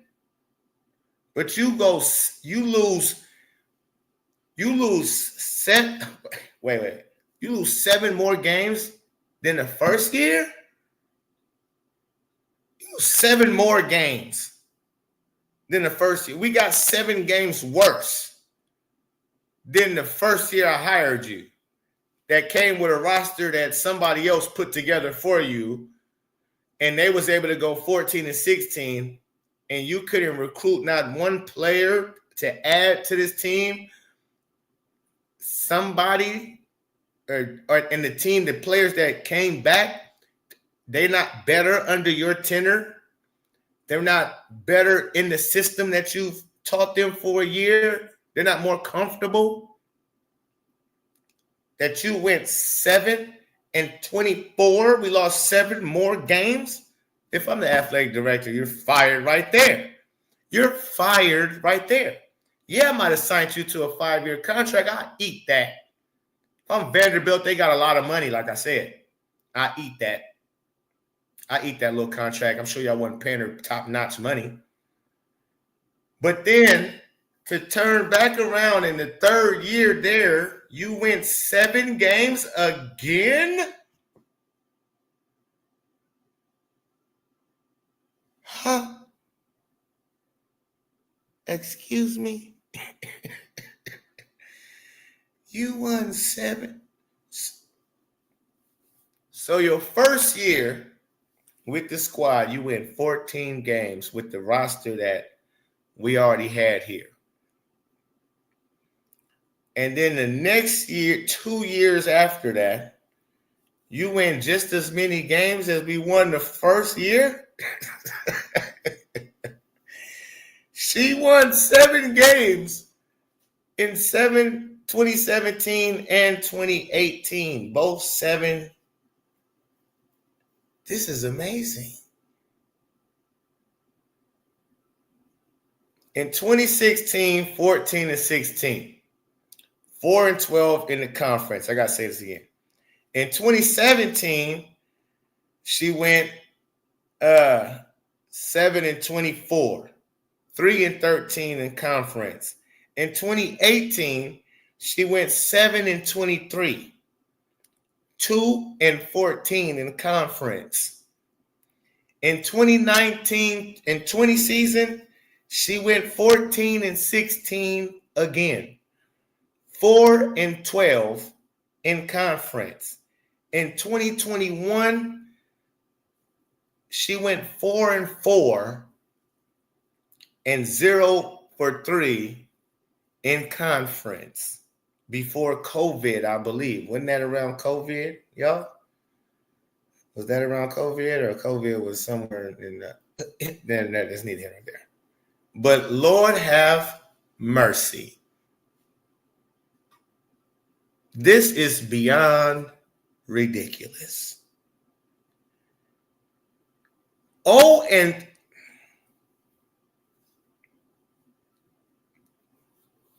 I knew I wasn't wrong about this coach, bro. I knew she was a DEI hire. I knew it. Damn, they say I'm a conspiracy theorist, but I call this shit, man. I said this lady is a DEI hire, bro, because there's no way you let a coach out of her contract who's supposedly good if you're the Connecticut Sun just to go sign with another team to make that team better and keep you from winning championships. I'm going to just let a coach go who getting us to the playoffs, knowing we got our main players and going to free agency. So if we lose our coach, because why wouldn't you be able to just say, okay, take time off. We don't If something with your family is going on, you don't have to come do the exit interview crying and moping. If you still ain't got yourself together, we don't need you up here. So why did y'all even do that? See, that now to me is a weird thing too. If you that distraught, Stephanie White, you missed it during the scheduled timing because you was distraught. You couldn't hold yourself up. You still couldn't hold yourself up in the interview that you did. You had tears coming down your face and all of that stuff. You put on a big ass act. Because then you turn right around and signed with the Indiana Fever. And you said in that interview that you weren't thinking about coaching. Coaching was the furthest thing away from your mind. I just didn't let it play all the way through because I couldn't find it off the top. But you definitely said that. Coaching was the furthest thing away from your mind. You weren't thinking about coaching nobody. You just wanted to be close with your family. So that right there is insanity. And I said, okay, she married to Lisa Salter. She used to be married to a man. I didn't even know you was married. I knew you had a man. I knew you used to be a man. I knew you had kids with a man. I didn't know y'all was married. But you was married. You was a married woman, a grown-ass married woman. And you went from, you had a kid going through a transition, not knowing if you like girls or like men. You was a married woman and had kids with a man. So how did you then go from that to transition into full-blown married now to a woman? How does that work? That don't usually go like that. Now, you got people who undercovers, and she could have been in love with men and women through the whole time, or whatever the case may be. She was into both. But yeah, that's kind of weird business in itself, too. It's just a little sketch. That's not normal. People don't usually just transition like that, like fully. See, now, if you're into both, you into both. And you just don't marry one or the other. You usually gonna have something going on or whatever. So in this case, I don't know. Maybe the husband was into that. Maybe you and Lisa Salters is into swanging, and who knows? But it's weird. But you did that, and of course, you got up out of your contract. Now you became an Indiana Fever head coach and coaching the best. They didn't gave you the best player of all time to be able to coach, and you're not able to coach nothing. Now, I understand the Fevers, they're not looking as good as they will look when Caitlin Clark comes back. Of course not. But you still should look respectable. You still 58 points in the game. Nobody can get good shots off. That means you have no type of system. And again, I'm not even big on systems, offensive. If you know how to play basketball, offense is screen, cut, screen, pass. If you know how to screen, cut, when you pass, you either cut or you go screen for somebody. If everybody know how to do that, that's your offense. When you're a professional, it ain't too much setting you up I should have to do. You should have been working on your game enough to where, this is simple. Basketball is very simple, ladies and gentlemen. Pass the ball, don't stand there. When you pass the ball, you go screen for that player you pass to, or go set an off-ball screen, or you cut to the basket, depending on how the defense is playing you, depending on who you passed it to.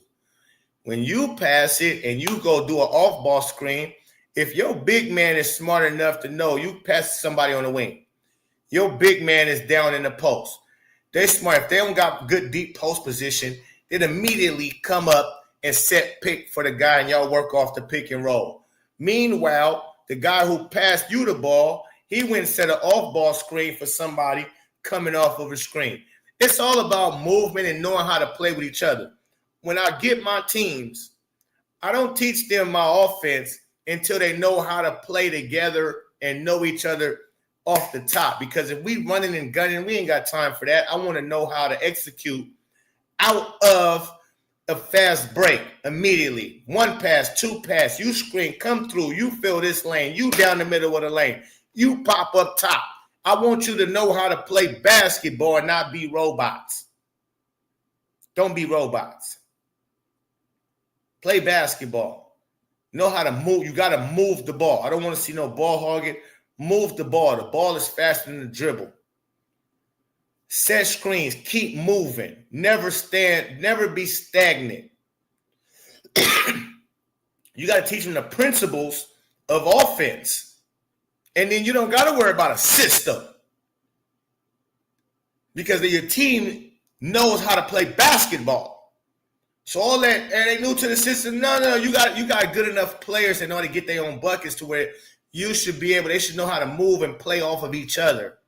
And who always look for mismatches. We always looking for the mismatch. There's a mismatch on the court all the time. Unless most of the time, not all the time. Most of the time, there's a mismatch on the floor. Find it.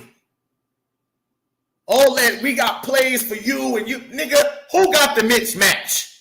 Find it and exploit it.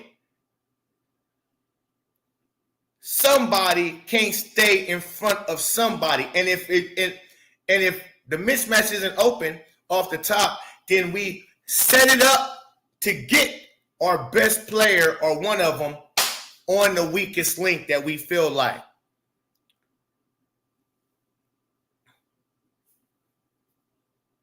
Mitch, shout out Mitch. I'm a mismatch. But again, 9 out of 10, there's a mismatch on the floor. There's somebody on the floor that's a weakie link on defense. They can't either defend the perimeter or they're not good in the post defense. You need to find that out. You need to find out on defensively. You need to find out who not good. And with all of the scout, see, this is again, the way coaching teenagers is way harder than coaching them. Because you can't give me scouting reports on all of the players. And I get to prepare for all your weaknesses. We're going to destroy you. Are you kidding me? I go into tournaments and play some of we compete against some of the best talent around the country. And I have to figure out who is who on the fly. We don't have game tape like that, everybody, and going over game tape of different teams. We go over game tape of ourselves when we play these teams. Now, of course, if we have the game tape, we gonna do it. But when you in tournaments and you end up playing a team from, let's say, Iowa, you don't know how you on a schedule. You don't know who these teams is. You don't know who their players is. You don't know who nothing is. You have to figure the shit out on the fly. And you have to be so nice with whatever you do, so confident in whatever you teach your kids that it's going to smack the other kids no matter what they try to do. And then you better be some kind of a hellified coach to be able to adjust to whatever it is they do. Because I done been down by 20 at halftime. Okay, he do that. Okay, this is what they do. Okay, this is what we need to do to combat that. We got to get him in foul trouble, so I want you to go into his body. He's 6'10". We need you to pump fake him, go into his body, get him in foul trouble, get him out the game. Once we get him out the game, we're going to start running and pounding. Boy, I'm telling you, it goes down. I love doing the shit. Listen, man, my shit's just right here. I ain't even moved up. You don't win these in AAU. You don't win these, nor these. You don't win these unless you coach them. I could never go 0-3 or 4 or 7-14 and none of that. It's simple stuff. No matter what level, if you know how to coach, you know how to make adjustments, you know how to take away people's strengths. It's simple. My goodness. But I be seeing Stephanie White, she play into the opposite team's strengths. She let Brittany Griner go one-on-one with Natasha Howard in the post, deep in the post. Don't send no help, no nothing. our rotations. Yeah, this is Stephanie Sides 2.0. Nobody's moving right on offense. You got that play to where you got the Kelsey Mitchell in the corner and somebody comes set a screen for her and she come off the screen and it looked like the same play. I need to go look at that. It looked like the same play Stephanie Sides used to run last year. It's like the same play almost. Nothing has changed. Our rotations are all over the place defensively. That's coaching. Now, I see, I see it some people, not some people. Listen, man, I'm not gonna even bring it up. I'm not gonna even listen. It's like I said earlier in the show. It's confusing to me that some people don't want to call Stephanie White out. And this is why I was screaming Lisa Bluter. I'm telling you, I was screaming Lisa Bluter. Not for one, I know she's not a DEI hire and she's gonna do what's best for the team, as well as which the team is ran by Caitlin Clark. So she gonna have a team doing what's best around Caitlin Clark, which will make the team better. So it's like, all right, I want Lisa Bluter. But instead, we get a Stephanie White, who we weren't even supposed to get because she's under contract. So I'm like, no way we're going to get her. And, I was wrong. They got her. Kind of made me say, that's weird. They let her out of her contract to go help another franchise be better than them. That's weird on all accounts. Makes no sense. That's not business. It's not how it goes. Never has. So, okay, we get these players. I say, damn, it's like we drafting. I mean, we signing a lot of LGBTQ 3-5, and I don't have a problem with it, but it just seemed like what we doing. Shout out to Retro here in the building, Jose in the building, Adam in the building, UTP right there. But, oh, my goodness, what we doing? And DeWanna Bonner come in terrible. Natasha Howard talking about she want to be the MVP. Huh? You want to be good? And can you just be an R-star or something? Can you be just good for us? So, yeah, I was pumped. And I was under the belief that Stephanie White could coach. I really was. I was under the belief that Stephanie White could coach, especially when she was saying the things she was saying in training camp. I'm like, she sound like she know what she talking about. So I'm confused. What happened? Now we in game action. You don't make no adjustment. Your rotations, I don't understand. I understand. You're not supposed to go undefeated with Caitlin Clark out. I understand. But you're not supposed to look abysmal neither. You're not supposed to look like your team just looked terrible. You beat Chicago Sky. It's the only team that we didn't beat since we beat somebody else. Who else we beat? The Mystics? We beat the Mystics. Yeah, we beat the Mystics. But my goodness. Michael White said, hey, Post, stop ragging on White. She's a effing genius, man. Got to play CC off the ball and win the chip. We are so effing screwed.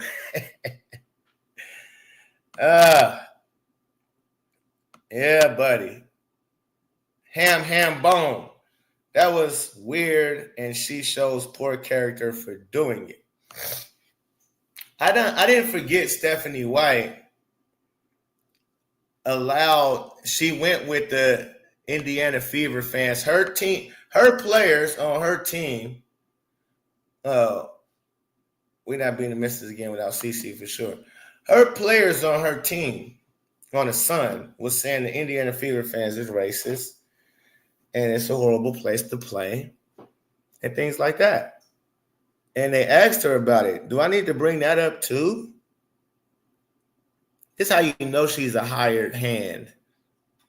She's a go along, get along ganger. She said she tried to dodge it, but she actually just went along with it. She went along with as if like what they said was true instead of saying the opposite. Because again, this is a player, a coach who used to be a player, excuse me. This is a coach who used to play and from Indiana. She played in Indiana in college and all of that. She played for Indiana, the WNBA, and all of that. She coached in Indiana. So the fact that she would even go along with the things that her players at the time, Aaliyah Thomas and Dejanay Carrington, the things that they were saying about the Indiana Fever fans, she went right along with it and was like, yeah, there's no place for that and all that. I should bring that shit up. I really should, but we've been here for 2 hours. But boy, oh boy, I'm like, how can you defend what they said and you've been in Indiana all your life? You can stand up to your players and say, nah, don't spill that. Don't do that. Don't say it's Indiana fans. Okay? I come from Indiana. I played in Indiana. I'm from Indiana. No, our fans are great. That's still my fans, actually. Them is your fans. So I don't get how you allowed them players that you only coach for a hot stench. You're going to allow them to call your fans that people supported you from your playing career to your coaching career. You're going to let them call your fans racist in the worst place to play. Boy, I said, you a fake ass phony. You a phony person. Yeah. He's a fake phony person. And we hired you. And so, yeah, you're one of them, man. Same thing, Fever. It's all bad. Because now I believe Lisa Bluter wanted to coach this team. Somebody said, no. They went and got White. That's yeah, man. The Fever, the WNBA, all this, again, I said this from last year. They ain't stopped since this year, neither. I mean, just because we in the new year. They've been sabotaging it's coming from the top. Who been here with me since last year, who you hear me always say, they're trying to sabotage Caitlin Clark, and it's coming from the top. And that's what's happening. It's coming from the top. Bonner is the agent? Yeah, I believe so. Coming from the top. That a lot of this shit going on is scripted in the WNBA. Caitlin Clark, listen, let's get a Caitlin Clark injury real quick before we get out of here. Caitlin Clark, man, I don't believe she's injured. Either she's going along with this shit too, or she's just under the impression she has to listen to the medical squad and the coaches or whatever. But I mean, when I keep seeing her get up in the game, when she keep doing this, when she keep going like this all game, every play, she keep doing this. You tired of me doing it? That's how many times CC be doing that. You can't have a quad strain and keep getting up and putting all your top weight on your quads to get up and cheer for nobody if you have some type of soreness right there, especially if you're trying to rehab and get it better to get back on the floor. The last thing as the team and the doctors of Caitlin Clark is I want you to keep putting pressure and weight on that thing. You just getting up, and you got a strained quad? No. No. Either y'all trying to keep her out so she cannot win the MVP, for sure.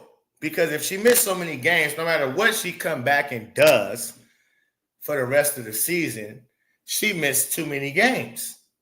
If she missed 6, 7, 8 games, and it's only 44 games, and somebody like Nefessa Collier doesn't miss any games, maybe one with a winning record, or Sabrina Ionescu don't miss any games, they automatically going to be over Caitlin Clark. Automatic, just from the games played, no matter what. And this is giving to where we're going to have a uphill battle to climb and get out of to be able to try to even catch a Liberty or what's the other undefeated team? And the Lynx. We're going to end up being in third, possibly fourth, but we got action at being in third. But catching the Lynx and the Liberty, and it's no coinky. I understand they're good, but are they that good? I understand they're good, but are they that good? The New York Liberty and the Lynx, they're very beatable. And it's funny to me, I looked at the standings, and I'm like, it's only 3 winning teams in the WNBA out of 13, 14 teams. There's only 3 winning teams with a winning record. 3 teams with a winning record in the WNBA. That's terrible. That means, again, y'all terrible. WNBA standings. Let me make sure I'm not tripping. Oh, Lynx just lost. Okay, they just lost one. But you got Liberty. You got Liberty 9-0. Dream 6-3. Fever 4-5, Mystics 4-6, Sky 2-6, Sun 2-7, Lynx 9-1, Mercury 7-4, Storm 6-4, Aces 4-4, Valkyrie 4-5, Sparks 4-7, Wings 1-2. So you got 1, 2, 3, 4, 5. You got 5. Okay. So you got 5 winning teams. Who just won and made it look so? 6-4. Storm just won. Okay. Nice. Look at how many losing teams you got, though. You got 1, 2, 3, 4, 5, 6, 7, 8. You got 8 losing teams. It's terrible. But again, man, I forgot where I was actually. This is something special. We have a special group. Literally taking it again. Damn, I was saying something. No, I forgot what I was saying. And HDHD didn't kicked in on me again. But I was talking about, what was I talking about? Somebody help me out, chat. Sabrina. Oh, Caitlin Clark was not winning. Yeah, she can't be hurt. That's what I'm talking about. And I don't hear nobody talking about. Y'all don't think that's weird to see her? Do y'all know what a quad is? It's in the back of your thigh. Stand up wherever you are. If you sit in a chair, stand up and tell me the weight that you feel on the back of your stuff. Tell me the weight. Shout out to AB. Tell me the weight when you just do it just simple like that. My old ass feel it in my thighs. That's a workout in itself. You just keep getting up like that. You're gonna be putting weight on these on that quad. You're gonna be putting weight on that quad. Do you all see how many times Caitlin Clark get up and down? Front, correct. You're gonna be putting weight on it. Yeah, get up and down. And feel the weight you're gonna be putting on them quad. Hammies on the back. Correct. Either way, front or back, you're gonna feel it. Mr. I don't know how to say your name, my G, but shout out to you. G. We're gonna say G. You're gonna feel it. Get up like that and watch you feel it front to back. It ain't no getting around that. stand up from sitting down and tell me, don't you feel it in the front and the back?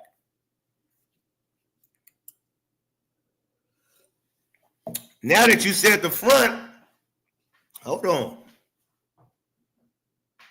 Ouchie. Now that you said the front, it's in the, you feel it in the front more than the back.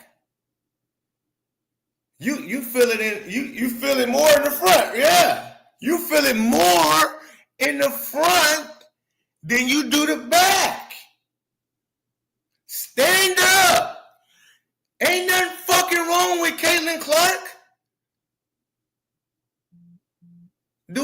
Did you watch this when she got up and are y'all kidding me, man? See, what I believe is they either told her when she had maybe had a little soreness, tightness, or something like that, and they went too crazy. I think that's when they felt an opportunity to say, oh yeah, well, let's keep her out just for safety protocol. We're just gonna, don't worry about these games. We got so many games. We're just gonna hold you out and rest you. Meanwhile, Caitlin Clark is like, I'm good. But she can't come out. She just, what did she say? I'm gonna listen to the medical team. I'm gonna rock with them. But I tell you, the fever is a part of the sabotaging of Caitlin Clark. You better believe it. Along with, that's why they hired Stephanie White, a DEI hire. That's why they've been doing all of the shit that they do. They went along with the investigation of something that never took place in their arena. They go along with, they've hired a coach that went along with saying, her players saying that the fan base was racist. And that Fever, the worst fan base and place to play. She went along with that and they hired her.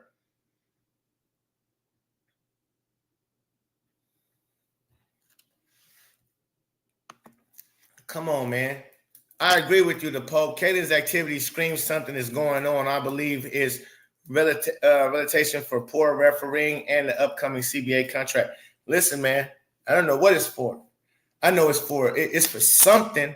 And I wonder, is Caitlin, I wonder how much is she going along with this? And what kind of backhand deal is going on? Not like she's selling her soul, but like, is it, I don't know, man. It's very suspicious. And like, yeah, Rebecca Clark listens to coaches. But she knows, she feels fine. She plays, I'm sure she has played through more pain than what she's going through right now, especially look how long she's been out. A quad, it don't take a quad strain, a hammy. See, that's even worse. A quad strain don't take this long. A quad strain doesn't take this long to heal. What are y'all waiting for? We losing. We a new team. She's the engine that makes the team go. What would we be? Quads is in front, correct? I have had torn quad and that shit hurts bad. Okay, there we go. She didn't tear her quad. So why is she out for so long as if she tore the shit? How long was you out for, Jose, before your quad that you tore got back right? It took over 4 months to be okay, just to work out. Okay, you tore your quad. She didn't tear her quad, did she? A strained quad, that ain't taking no 4 months, 3 weeks to get right. I needed my hands to get out of a chair, literally. Okay. You tore your quad, though, correct? Did she have it? Okay, now, maybe I'm wrong. Did she tear her quad? Maybe she tore her quad. Did she tear her quad? I'm sure she didn't, right? So that's a rhetorical question. She didn't tear her quad. You tore your quad. And I don't believe they give full details in the injury. No, it's strained quad. Again, she strained her quad. That's what they said to us. And they projected her to be back for the Atlanta Dream game. She was supposed to be reevaluated and most likely be ready for the Atlanta Dream game. And then, of course, when you hear Caitlin Clark speak, when she spoke and was like, oh, I'm feeling good, I'm feeling better, but we don't know if I'll play. I'm not going to say that. Which I was like, why? It sounds like you're not going to play, but you telling us you feeling good. Let me see. That's going to be tough to pull that up. That's going to be tough to pull that up. Do y'all recall? Let me see how many in the building, just because I want to make sure it's a lot of people with me. When Caitlin Clark, right before the Atlanta Dream game, she came out in the interview and said that she's feeling great. Everything is going good. And we shall see. She's going to be reevaluated later that day, which that was funny to me because I believe it was that day she was going to be reevaluated, but she did the press conference before she was reevaluated. And that's weird because, like, whatever. But she was speaking like, I'm good. I feel good. Everything has been going good. But yeah, that was at practice shoot around. Okay, right. She was like, I'm practicing and doing all of that, and everything is good, but we don't know. Let me see if I can pull that up.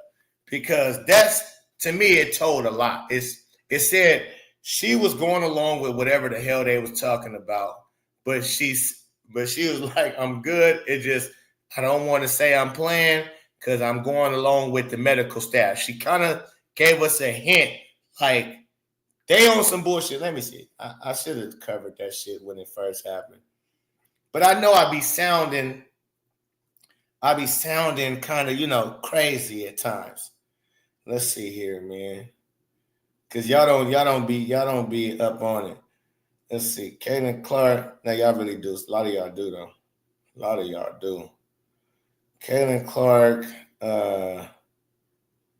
speaks on her return and shoot around.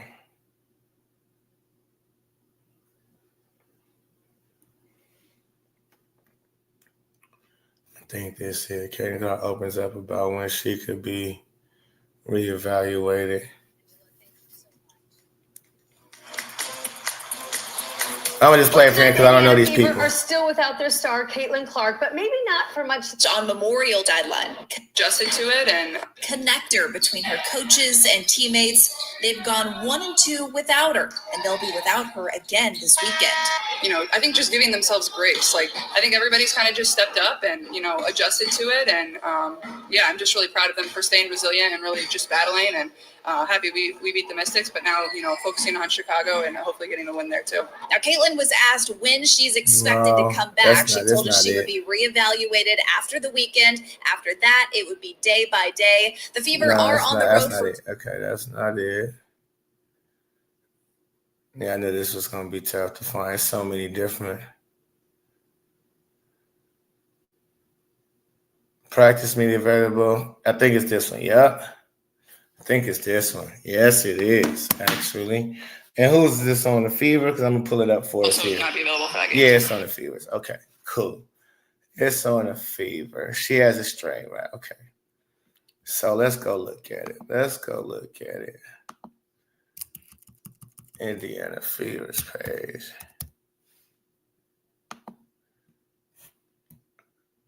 Matter of fact, let's play it.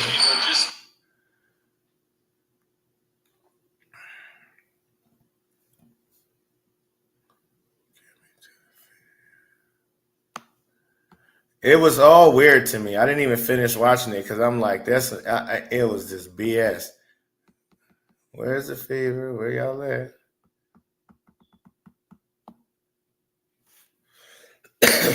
Let's just play it. Just in life itself, how patient are you? Not a very patient person. How is this kind of tested? Yeah. After this weekend, I'll be reevaluated and we'll have a better from the bench for an extended period of time. So I think you can learn the game of basketball just the same.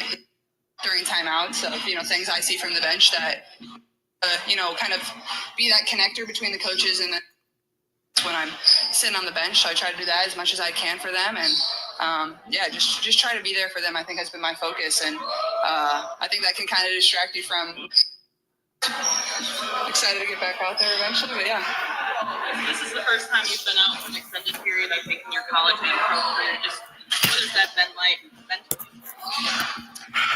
I think it's been different. I think just having good perspective is the best way to approach it. Like, yeah, you can be frustrated and whatnot, but, I think the medical team has done a really good job of, doing my rehab every single day. Oh, what? Let's see if we can pull up. Ouchie, man, that just, to me, is, see, did it pull up? Yeah, it did. Good. Now I'm going to put it on here. Pull it up on here for us. Pause. All right. Let's go. Start sharing this. Practice media. We got it, y'all. Eventually, but yeah. This is the first time you've been out for an extended period, I think, in your college and pro career. Just what has that been like mentally? I think it's been different. I think just having good perspective is the best way to approach it. Like, yeah, you can be frustrated and whatnot, but, I think the medical team has done a really good job of, doing my rehab every single day, staying in a routine, coming in, getting shots up. But more than anything, I think just focusing on being a really good teammate, being there for my teammates, being. I like that. Let's go back a little bit. She kind of told us something right here, ladies and gentlemen. She kind of told us something right here. It's frustrating. Why is it frustrating? If you hurt, then you understand. Ain't no frustration. That you out. Let me see. This is the first time you've been out for an extended period, I think, in your college and pro career. Just what has that been like mentally? I think it's been different. I think just having good perspective is the best way to approach it. Like, yeah, you can be frustrated and whatnot, but, I think the medical team has done a really good job of, doing my rehab every single day, staying in a routine, coming in, getting shots up. But more than anything, I think just focusing on being a really good teammate, being there for my teammates, being a voice for them, because that's what I am when I'm playing. So you got to still be that consistent voice when I'm sitting on the bench. So I try to do that as much as I can for them. And just try to be there for them, I think, has been my focus. And I think that can kind of distract you from not actually playing, is when you just focus on your teammates and, how can I serve them and help them. I just talked about, this being a good opportunity for you to learn from the bench and learn from the coaching staff sitting by them at games. Just what have you learned from that? No, this ain't it. Yeah, I mean, I think it's a unique perspective, when you're out there playing and actually in the heat of the moment, you don't always realize everything. You don't always see. No, this is not it, ladies and gentlemen. Is this it? I know that part. Is this the one before the Let It Dream game?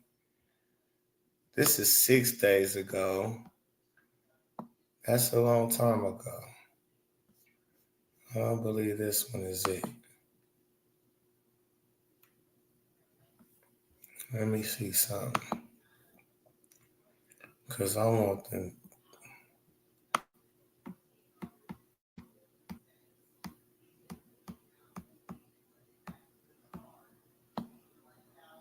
It might be. Yeah, this is it. All right, let's continue. I didn't think this was it. Yeah.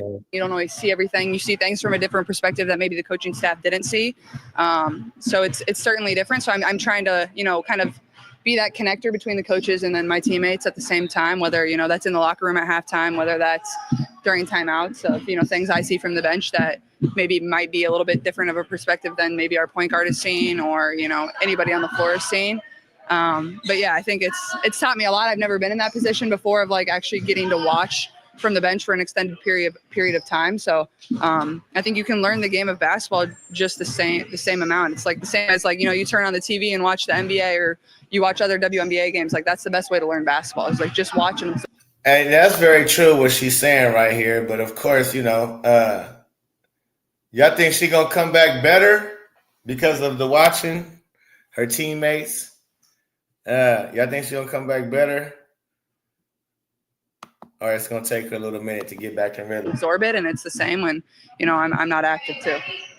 What are the next steps for you to work your way back? Is there a certain threshold you're looking to reach, a certain time you're going to be reevaluated? Yeah, I'll be reevaluated this weekend, so I'll miss this weekend's game. But after that, it's, day by day and see how I feel and just kind of turn to the medical staff and what they think. But I feel like I've made a lot of progress and I feel good, and, I'm not going to rush coming back. It's just not worth it. But after this weekend, I'll be reevaluated and we'll have a better idea of when I'll return. Could Tuesday be a possibility? Or? We'll see. I think, we're trying not to put like an exact date out there because it is kind of a day by day thing and see how I feel. And, this type of injury, like you don't know when I wake up, I'll feel, different than the day before, and we'll see. But it could be a possibility, but I could also not be available for that game too.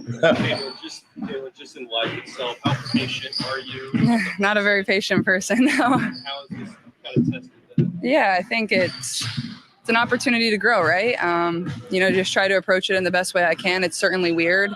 I think at times the hardest part is like just not being able to be involved in practice. Like I love practice. Not a ton of people always enjoy like coming to practice every single day, but that's something I like really enjoy. Like I really enjoy coming out here and like competing every single day with my teammates. Like that's probably honestly what I miss most. Obviously, that's not what some people enjoy, like an Angel Reese. I miss the games. That goes for anybody that's ever hurt, but like I love practice. I love getting better.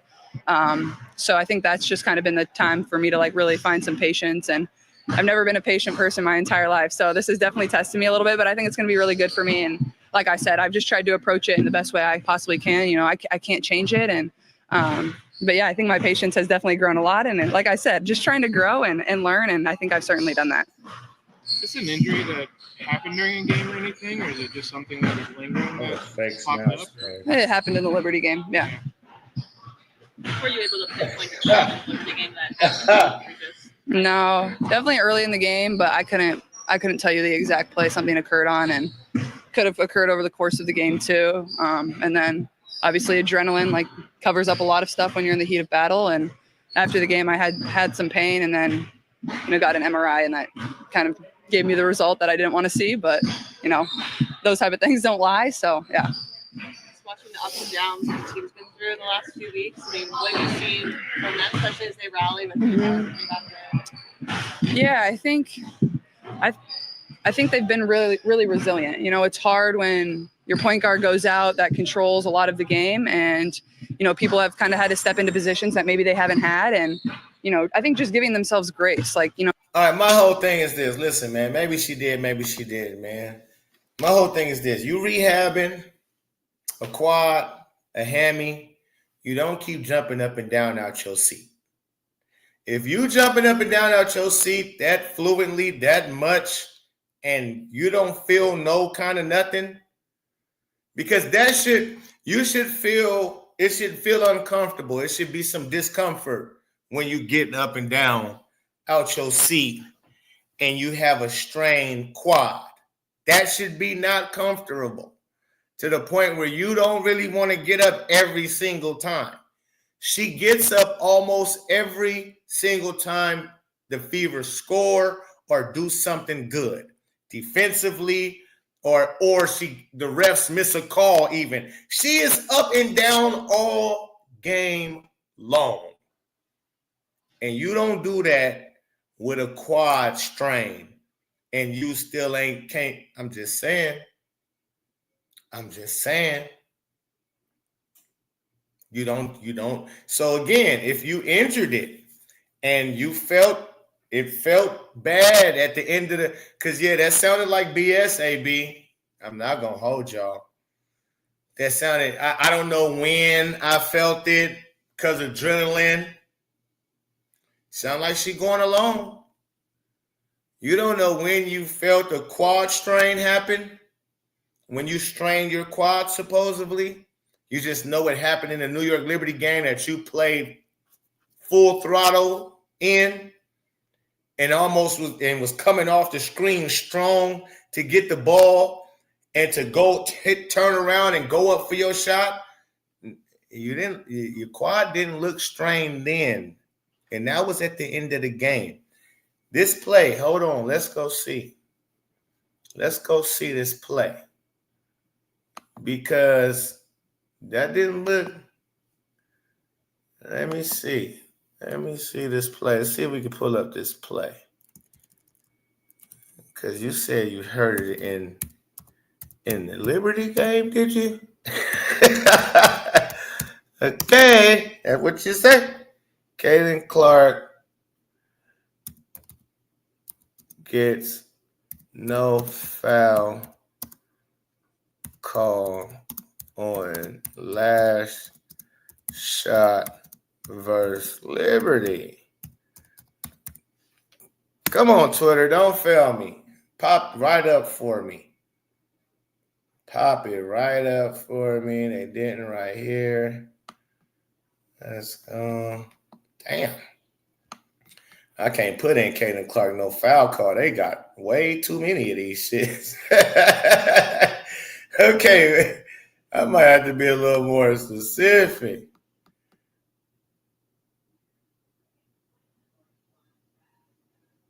Oh, yeah, right here. We got it. Thank God. Yes. We got it. All right, let's see something. I don't know. We're just going to look together. We're going to take a gander at it.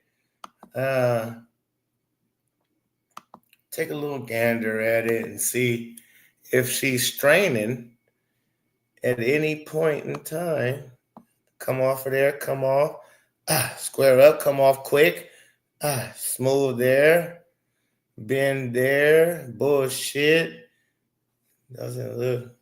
Come off the screen. Swing through. Wait a minute. Did it happen right there? Maybe it happened right there. Maybe if it didn't happen right there, and that's what CC should have said. Right when I tried to go up and I came down, I felt a little pinch. She should have said that, like on the last shot when I tried to go up and came, because this whole game she was moving and grooving to me just fine. I know some people, I think Mick talks hoops, it says something like she kind of seemed a little bit slower. I don't see that in her game. She didn't look slower. I think this game she was off on the shooting.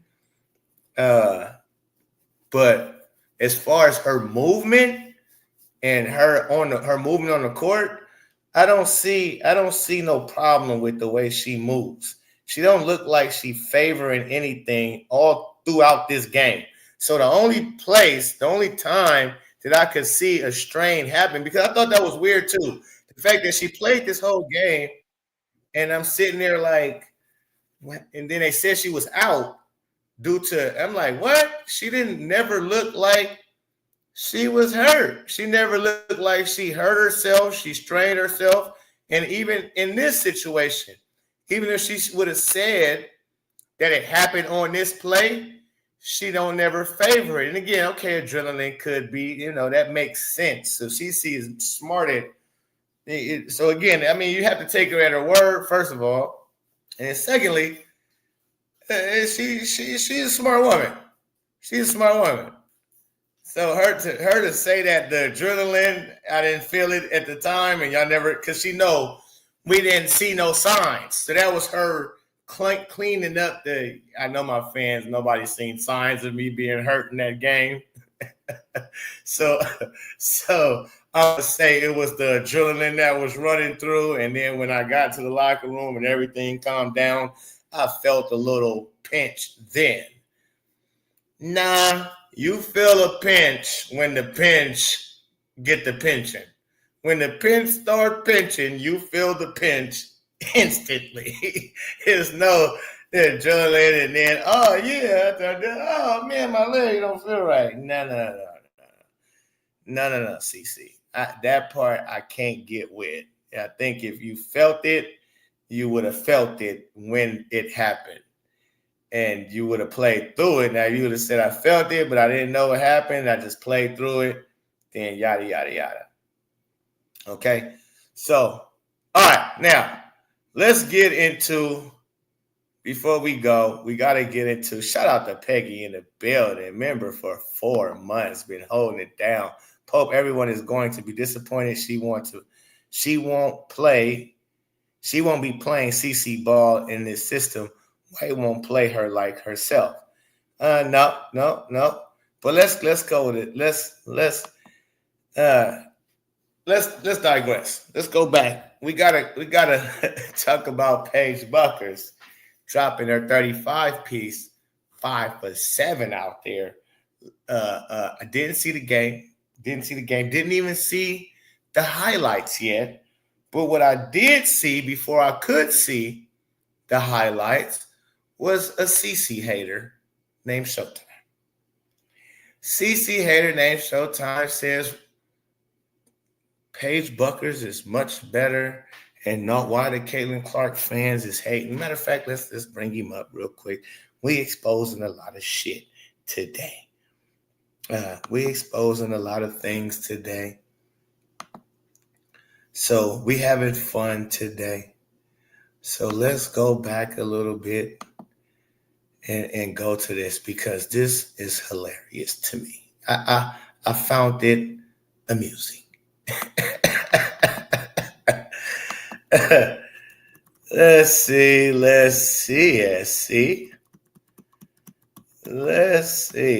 Fanboy exposed. Let's go. What's good? Yeah.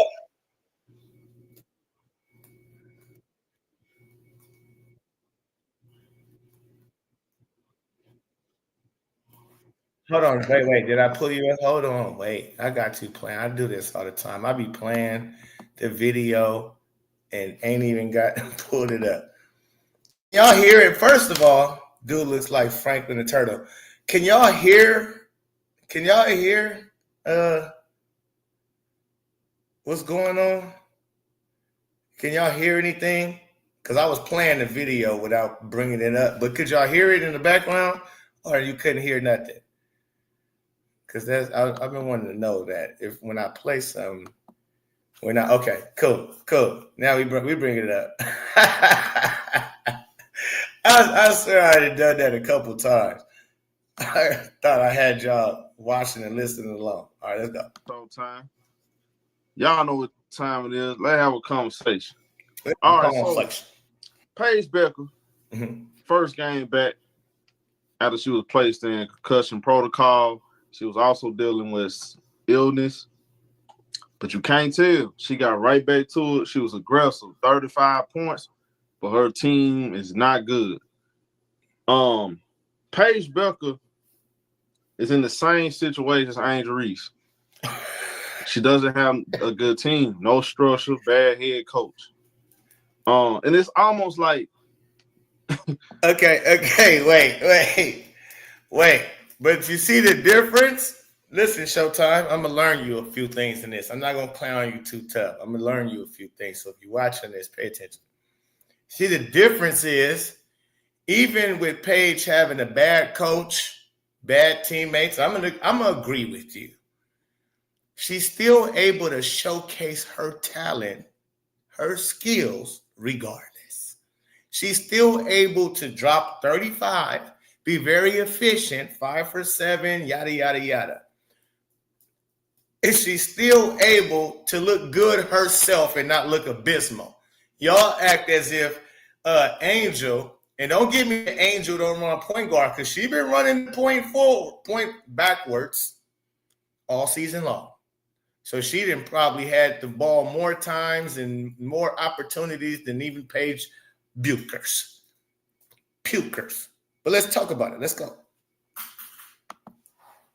It's almost like this is scripted because I noticed like Caitlin Clark fanboys, and I'm talking about the media fanboys and the way they are pushing and promoting Caitlin Clark as if she's on a whole nother level from Angel Reese and Paige Bueckers, when clearly she's really not. Did you see how he slid Angel Reese in there? First of all, you shouldn't be sliding Angel Reese in this conversation because she's definitely on so many different levels than your girl Angel Reese, my guy. She's on so many. And what's with y'all men wearing it? What's with all this fucking? What is this hanging from here? What is all of it? Is that a wig? Is that like the Jamaican man wig that got the lot? Because that shit look crazy, bro. Like a bunch of vines or something. Like a bunch of vines going. What's their branches called? Them skinny branches just be hanging everywhere. It's just all over the place. Man, do something with that shit, my boy. Okay, anyways, neither here nor there. Don't slide Angel Reese in this conversation, my dude. She just had one good game. She is the worst in the league at doing layups. You can't put her amongst these ballers, these white ballers. Stop it. Like, you can't, like believing that Caitlin Clark is way better than Paige Bueckers and Angel is like believing in Santa Claus. Let's just be honest. It's like believing in Santa Claus. Let's be honest.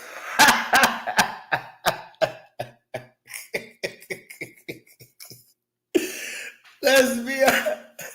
This is the most delusional shit I have ever seen.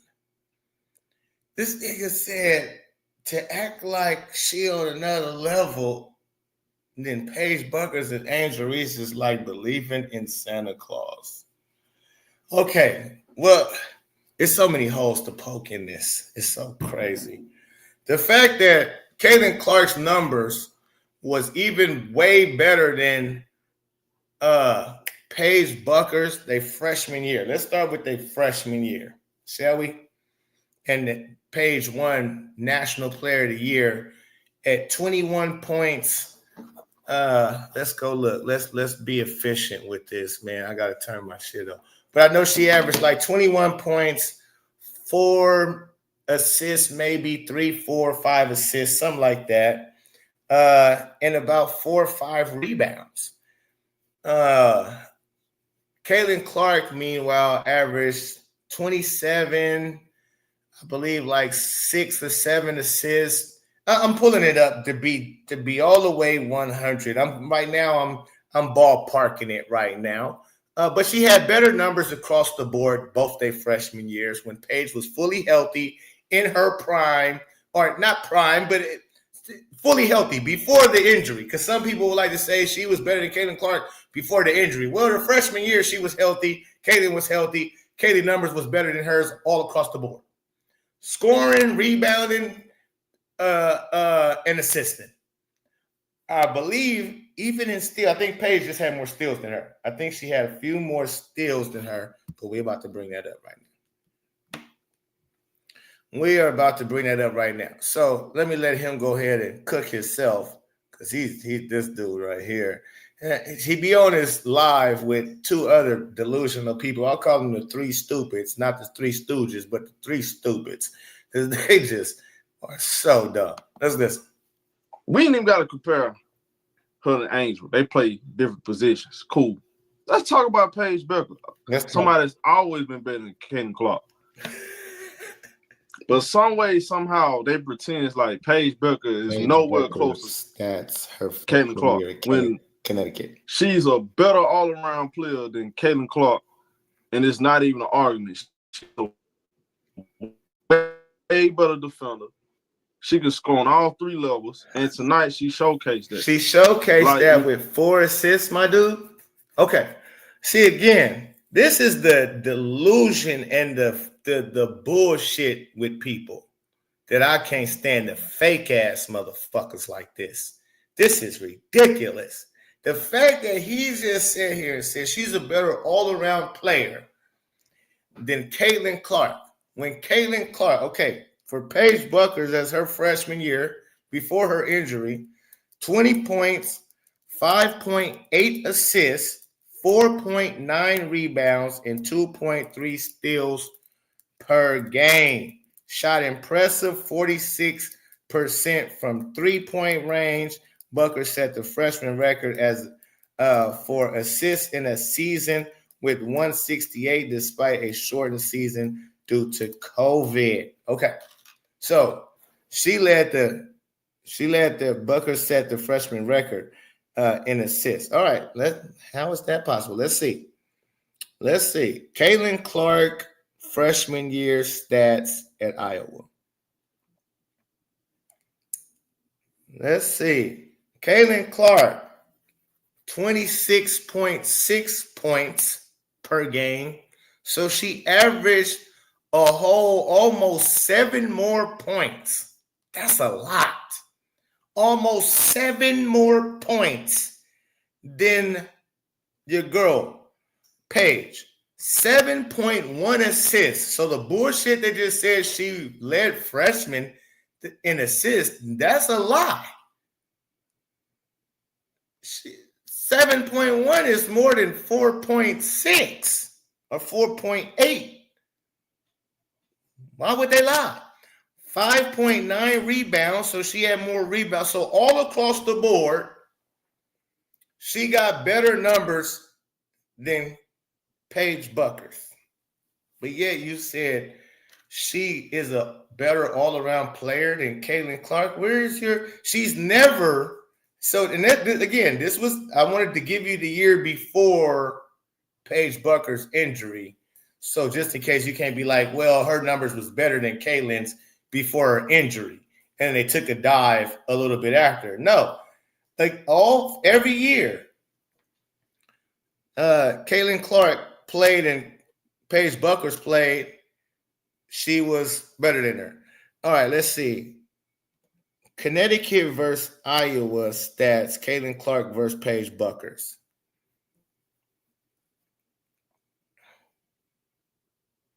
In 2021 Sweet 16, Paige Bueckers of UConn led her team to a 92-72 victory over Iowa. No, that's not the year we're looking for then. Caitlin Clark, Iowa had 21 points in the loss. Bueckers recorded 18 points, 9 rebounds, and 8 assists, while Clark had 21 points, 3 rebounds, and 5 assists. So she got her in that head-to-head. Let's keep rolling.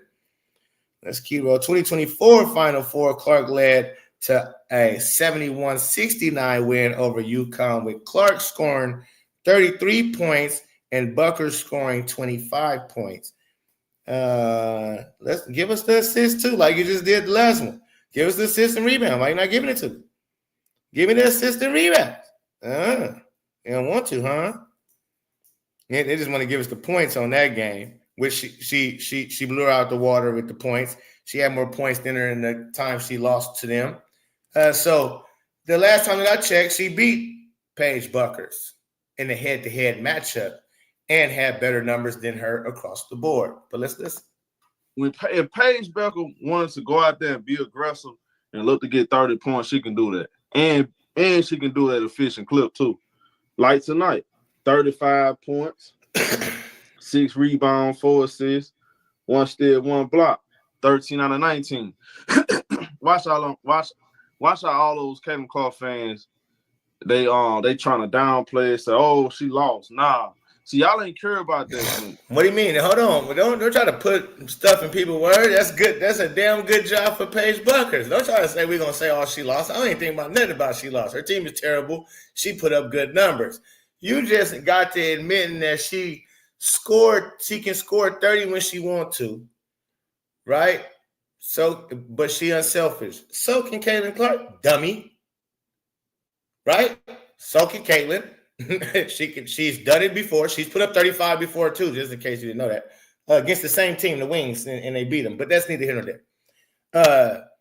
The fact that she can put up 30 just like you say Paige can. I doubt Paige can put up 30 whenever. She ended up having a great shooting night last night, went 5 for 7 from 3, which has a big reason, even though that's not even half of her points. So she scored all around.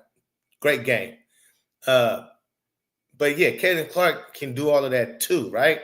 So what did you just say here? I mean, I'm gonna see, y'all ain't care about that when Caitlin fans they trying to downplay it, say, oh, she lost. Nah. Yeah. That she went 13. She was efficient while doing that, right? You do know the difference between players being inefficient and efficient, correct? the player you lumped in with them two. See, I can give you doing a who's better, Paige or Caitlin. That's cool because Paige is a player. She can play the game, and she plays the point guard.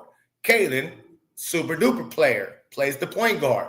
So you can have that comparison and that battle tit for tat on she scored 35. Yeah, so did Caitlin scored 35, her rookie season version 2. Well, who shot better? You can look at those and say, all right, and nitpick at that. But your girl, Angel, who you tried to lump in there, why can't you ever admit that she's so inefficient? You seem to never care about box scores. You say you don't care about points. I've got this guy on his live so many times, which I should pull that up too, just to really kill your own shit. When it comes to Angel Reese not being able to score, he say, I don't care about scoring. Y'all fools. She do everything else. I don't care about no scoring. I don't care about scoring. But Paige dropped 35, and you ready to call her the best to do it. She better than Caitlin. She better than everybody. She way better. It's not even an argument. Because she dropped 35 in the game last night. Now she all of a sudden, she's way better. I told y'all type shit. That's just amazing to me. You people was funny. See, y'all ain't care about that when Caitlin Clark, when she plays good and her team lose, y'all don't care about that. Y'all say the same thing I'm saying, right? Even though she heard nobody say. Came in the league playing with 2 All-Stars in the reign of Rookie of the Year. Now, Rike, she is an All-Star, but don't get me wrong. Rike is not a good fit with Paige Bueckers. I don't care what nobody say. Rike is a really good player. We all know that, but they are not a perfect. Okay, people could have said the same thing about Kelsey Mitchell because before Caitlin Clark got there, Kelsey Mitchell was basically a Rike. She was ball, dribble. She was so ball dominant like a Rike, but guess what she had to do? She had to take back seat to that being ball dominant and dribbling and end up learning how to play off the ball and the right way with Caitlin Clark. And Caitlin Clark, what did she end up doing? She made Kelsey Mitchell better than what she's ever been. Had her best numbers in the league since she's been in it. Since she's been in it. Let's see. Enrique looked like she having her worst season in the league since Paige has been in it. So a little bit difference. Caitlin clearly makes her teammates better. We'll see what Paige can do on that front. Okay, let's see first. Can she make the team better? She got a lot of time. I know they only got 1 win. She only been there for about 2 of the games before she got hurt, maybe 3. So let's see if, with her being healthy, can she turn it around, help the team, turn it around, get Dejanay Carrington better, get Alyssa Smith better, help get Enrique better. Because Caitlin Clark made everybody better from Iowa teammates to Indiana Fever teammates. They're not a perfect duo to me. Now, Ty Harris, she's going to miss the remainder. That's a big loss right there. I like Dejanay Carrington on the team. Y'all know, fan of Dejanay Carrington. Of course you are. Alyssa Smith came off the bench today, y'all. I saw that come.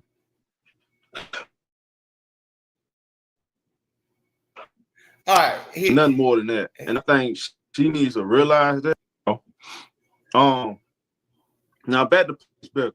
35 points. Like I said, Paige Bueckers is good as advertised. You still fighting in your mind about this whole Paige Bueckers. He had to edit because I guess he wasn't saying shit, but he went to this. All right. We had to fight in our mind about Paige Bueckers. What, brother? What? Shame on you. Uh-huh. Man, look here. What? One thing you can't say about Paige Bueckers is she ain't got no game because she clearly do. She can get her. Hey, that's one thing. But this dude is. Yeah, no, we know basketball. She can play.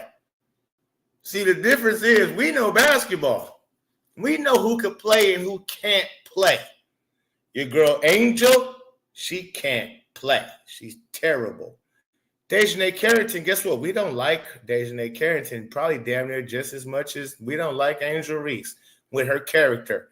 But Dejanay Carrington can play basketball. She's a dirty dog, but she can play the game. She know how to make layups, can hit jump shots. She know how to hit threes. She know how to dribble the ball.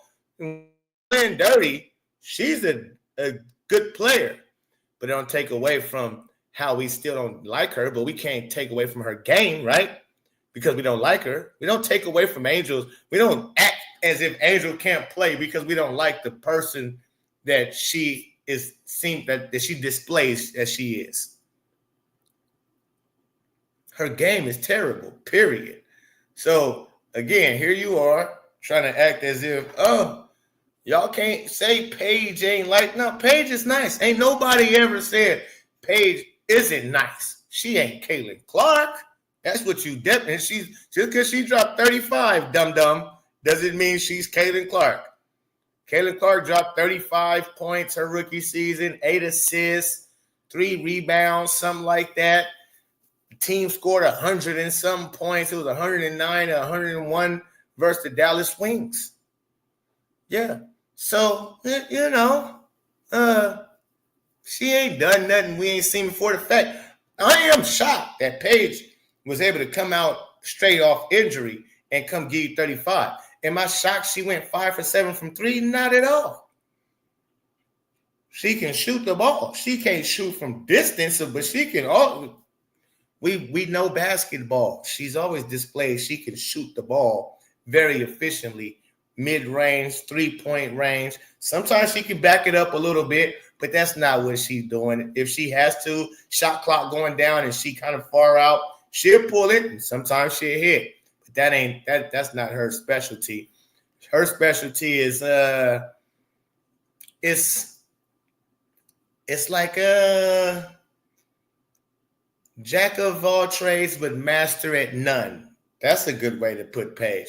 She's a jack of all trades but master at none. Caitlin Clark is a master at many of them. That's the difference. She's a master at the passing. She's a master at the long range shooting that nobody can do. She's a master at getting her teammates better to play along with. She's a master at the game of basketball in general, period. Very, very high IQ. She's a master at getting the crowd involved. All of that. Paige she's not a master. She's not entertaining. She's a jack of all trades and a master of none. She can do this good, that good, this good. Caitlin does this shit great. She does that great, this great, that great. Off the court, great. Any kind of defender. She don't need 1,000 pick and rolls. She can go right. She can go left. It don't even matter.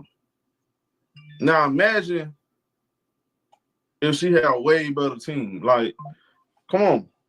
We know what time it is. No, but it's people like Jason Whitlock trying to downplay her, act like she's not as good. Man, that girl's better. She's better. There's a reason why she was #1 coming out of high school. And she was Naismith Player of the Year as a freshman. Like, let's not even play that game. She have always been better. She's going to be better in the WNBA level. Mm-hmm. She's going to be better. Now, don't talk about Rutgers. The point guard Rutgers are so overrated. Anytime Sue Bird leads the league in assists and she only averaged 5 assists a game, of course, those records are going to be easily broken by. Sue Bird leads the league, and let me see something. Because I think he's lying to the people now. Has Sue Bird led the league in assists before? Yeah, Sue Bird has led the league in assists multiple times. She led the WNBA in assists in the regular season, 2005, 2009, 2016. She also led the league in assists per game with 5.8, 2016. And so he on point. He on point. But the disingenuous is, why would you bring up Sue Bird, who's not the league leader in assists of all-time assists? That's Alyssa Thomas. Why wouldn't you talk about Alyssa Thomas averaging, what did she average, 7 or 8 assists a game before? And just last year, she broke the record.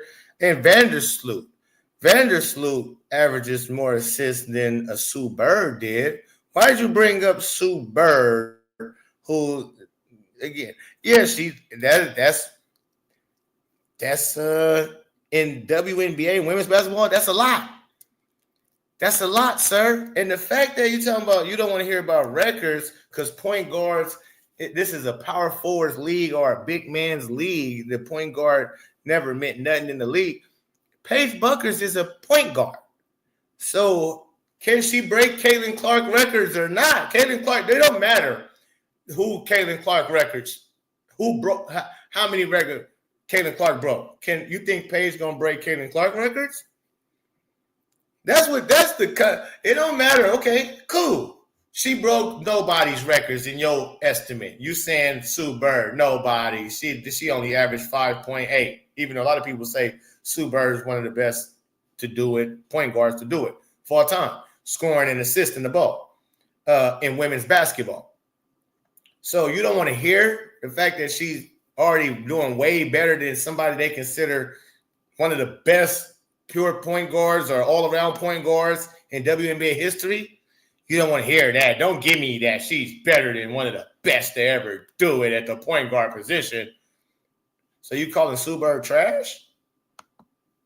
Paige Bueckers or CC. That's not that. I'm not impressed by all them records, them point guard records. The point guard records in the WNBA is not that impressive. I'm sorry.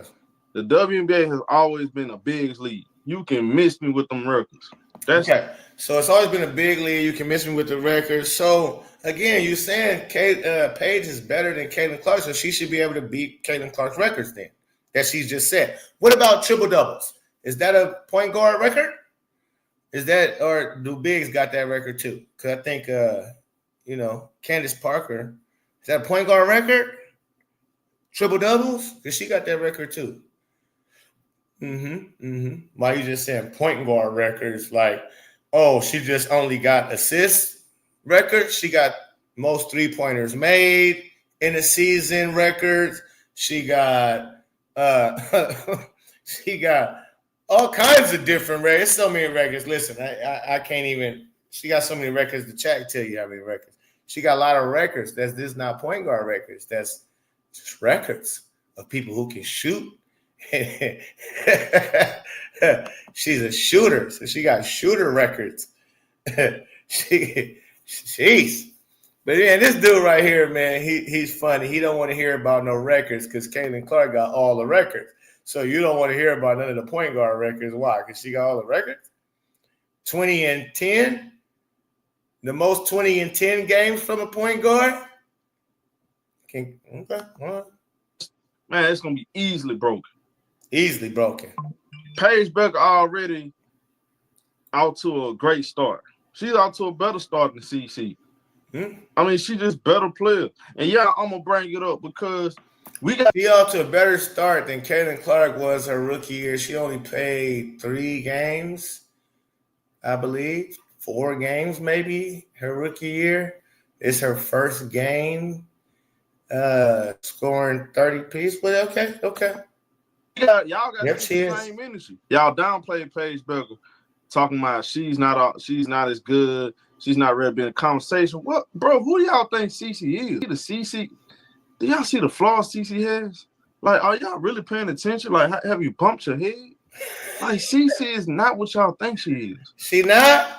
You mean the girl that just led everybody in assists and 2010 games and all kinds of stuff, as points, total points, assists in college. You mean her? We bumped our head. The girl who shoot longer range than Steph Curry on average. Her? Oh, yeah, we tripping. Oh, we tripping. The girl that scored 22 points in 2 minutes versus boys team versus the inaugural boys team in Iowa, who was down when they was down 15 to the boys, and she dropped 22 points in 2 minutes. Her? We tripping. We tripping. She not that nice. She not that good. The girl who took down undefeated South Carolina, who Angel Reese could not beat, who got smacked by that South Carolina team by more than 20 points. And Caitlin Clark took a bunch of 2-star, 3-star girls in the Final Four and gave them 39, 41 point, damn near triple-double. You talking about her? Her? You talking about the girl that the only WNBA rookie in WNBA history to ever record a triple-double? Her? You talking about her? Yeah, we must have bumped our head thinking she was like that. We bumped our head. Yeah, you talking about the one who was 3rd, 4th in MVP race her rookie year? The rookie of the year? You talking about her? Oh, okay. The one that Paige was scared to come out, even if she did come out to the league last year because she was eligible to come to the WNBA along with Caitlin Clark, that she still wouldn't have been the number 1 pick overall. It would have been Caitlin. You talking about her? Who they still would have picked her over Paige if she would have. And Paige knew that. That's why she didn't come out, because she didn't want to be number 2 pick. She wanted to be the number 1 pick. All right, sir. You talking about her? You silly talking about her. We silly. No, you silly. Silly. You look like Milli Vanilli, silly. Do y'all remember who Milli Vanilli? Type in Milli Vanilli and watch, you gonna laugh your head up. That's who my boy looked like. He looked like Milli Vanilli. Let's pull Milli Vanilli up real quick. We got to pull up his sidekick real quick. I might not even. Milli Vanilli. Do y'all got it for me? Milli Vanilli. Let's pull him up. Oh, no.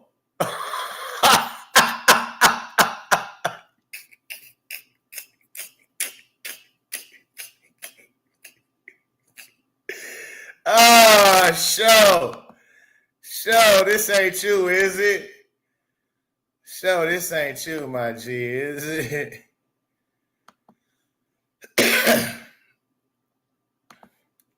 Is this you, fam?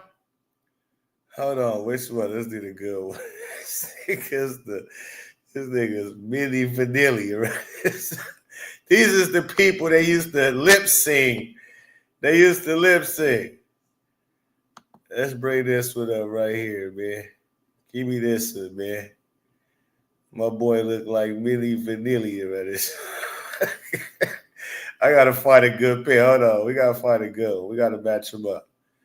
I want one. They got the hat on, the hair coming right down. That's my boy right here. He the dark one. Hey, there's you. It's you, Show. Milli Vanilli looking. With this type of hair, though. If you got his hair, it's his complexion. You don't knock it off. Okay? You look crazy. Okay? What are you talking about, Milli Vanilli looking ass, boy? Oh, man, I had fun with that. That was funny work. Oh, shit. Oh, man. What's going on? Why am I screen? You running slow now? I guess so now. All right, it's time for me to go now, man. Appreciate y'all sticking around for the whole 3 hours or something, man. It was fun. Much love, appreciation. It's the Pope. Peace out. I'm out.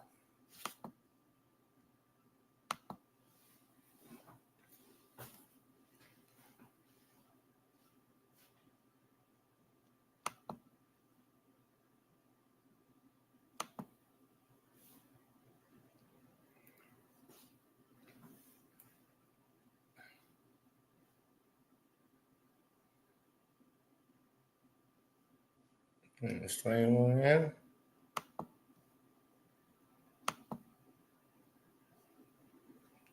There you go.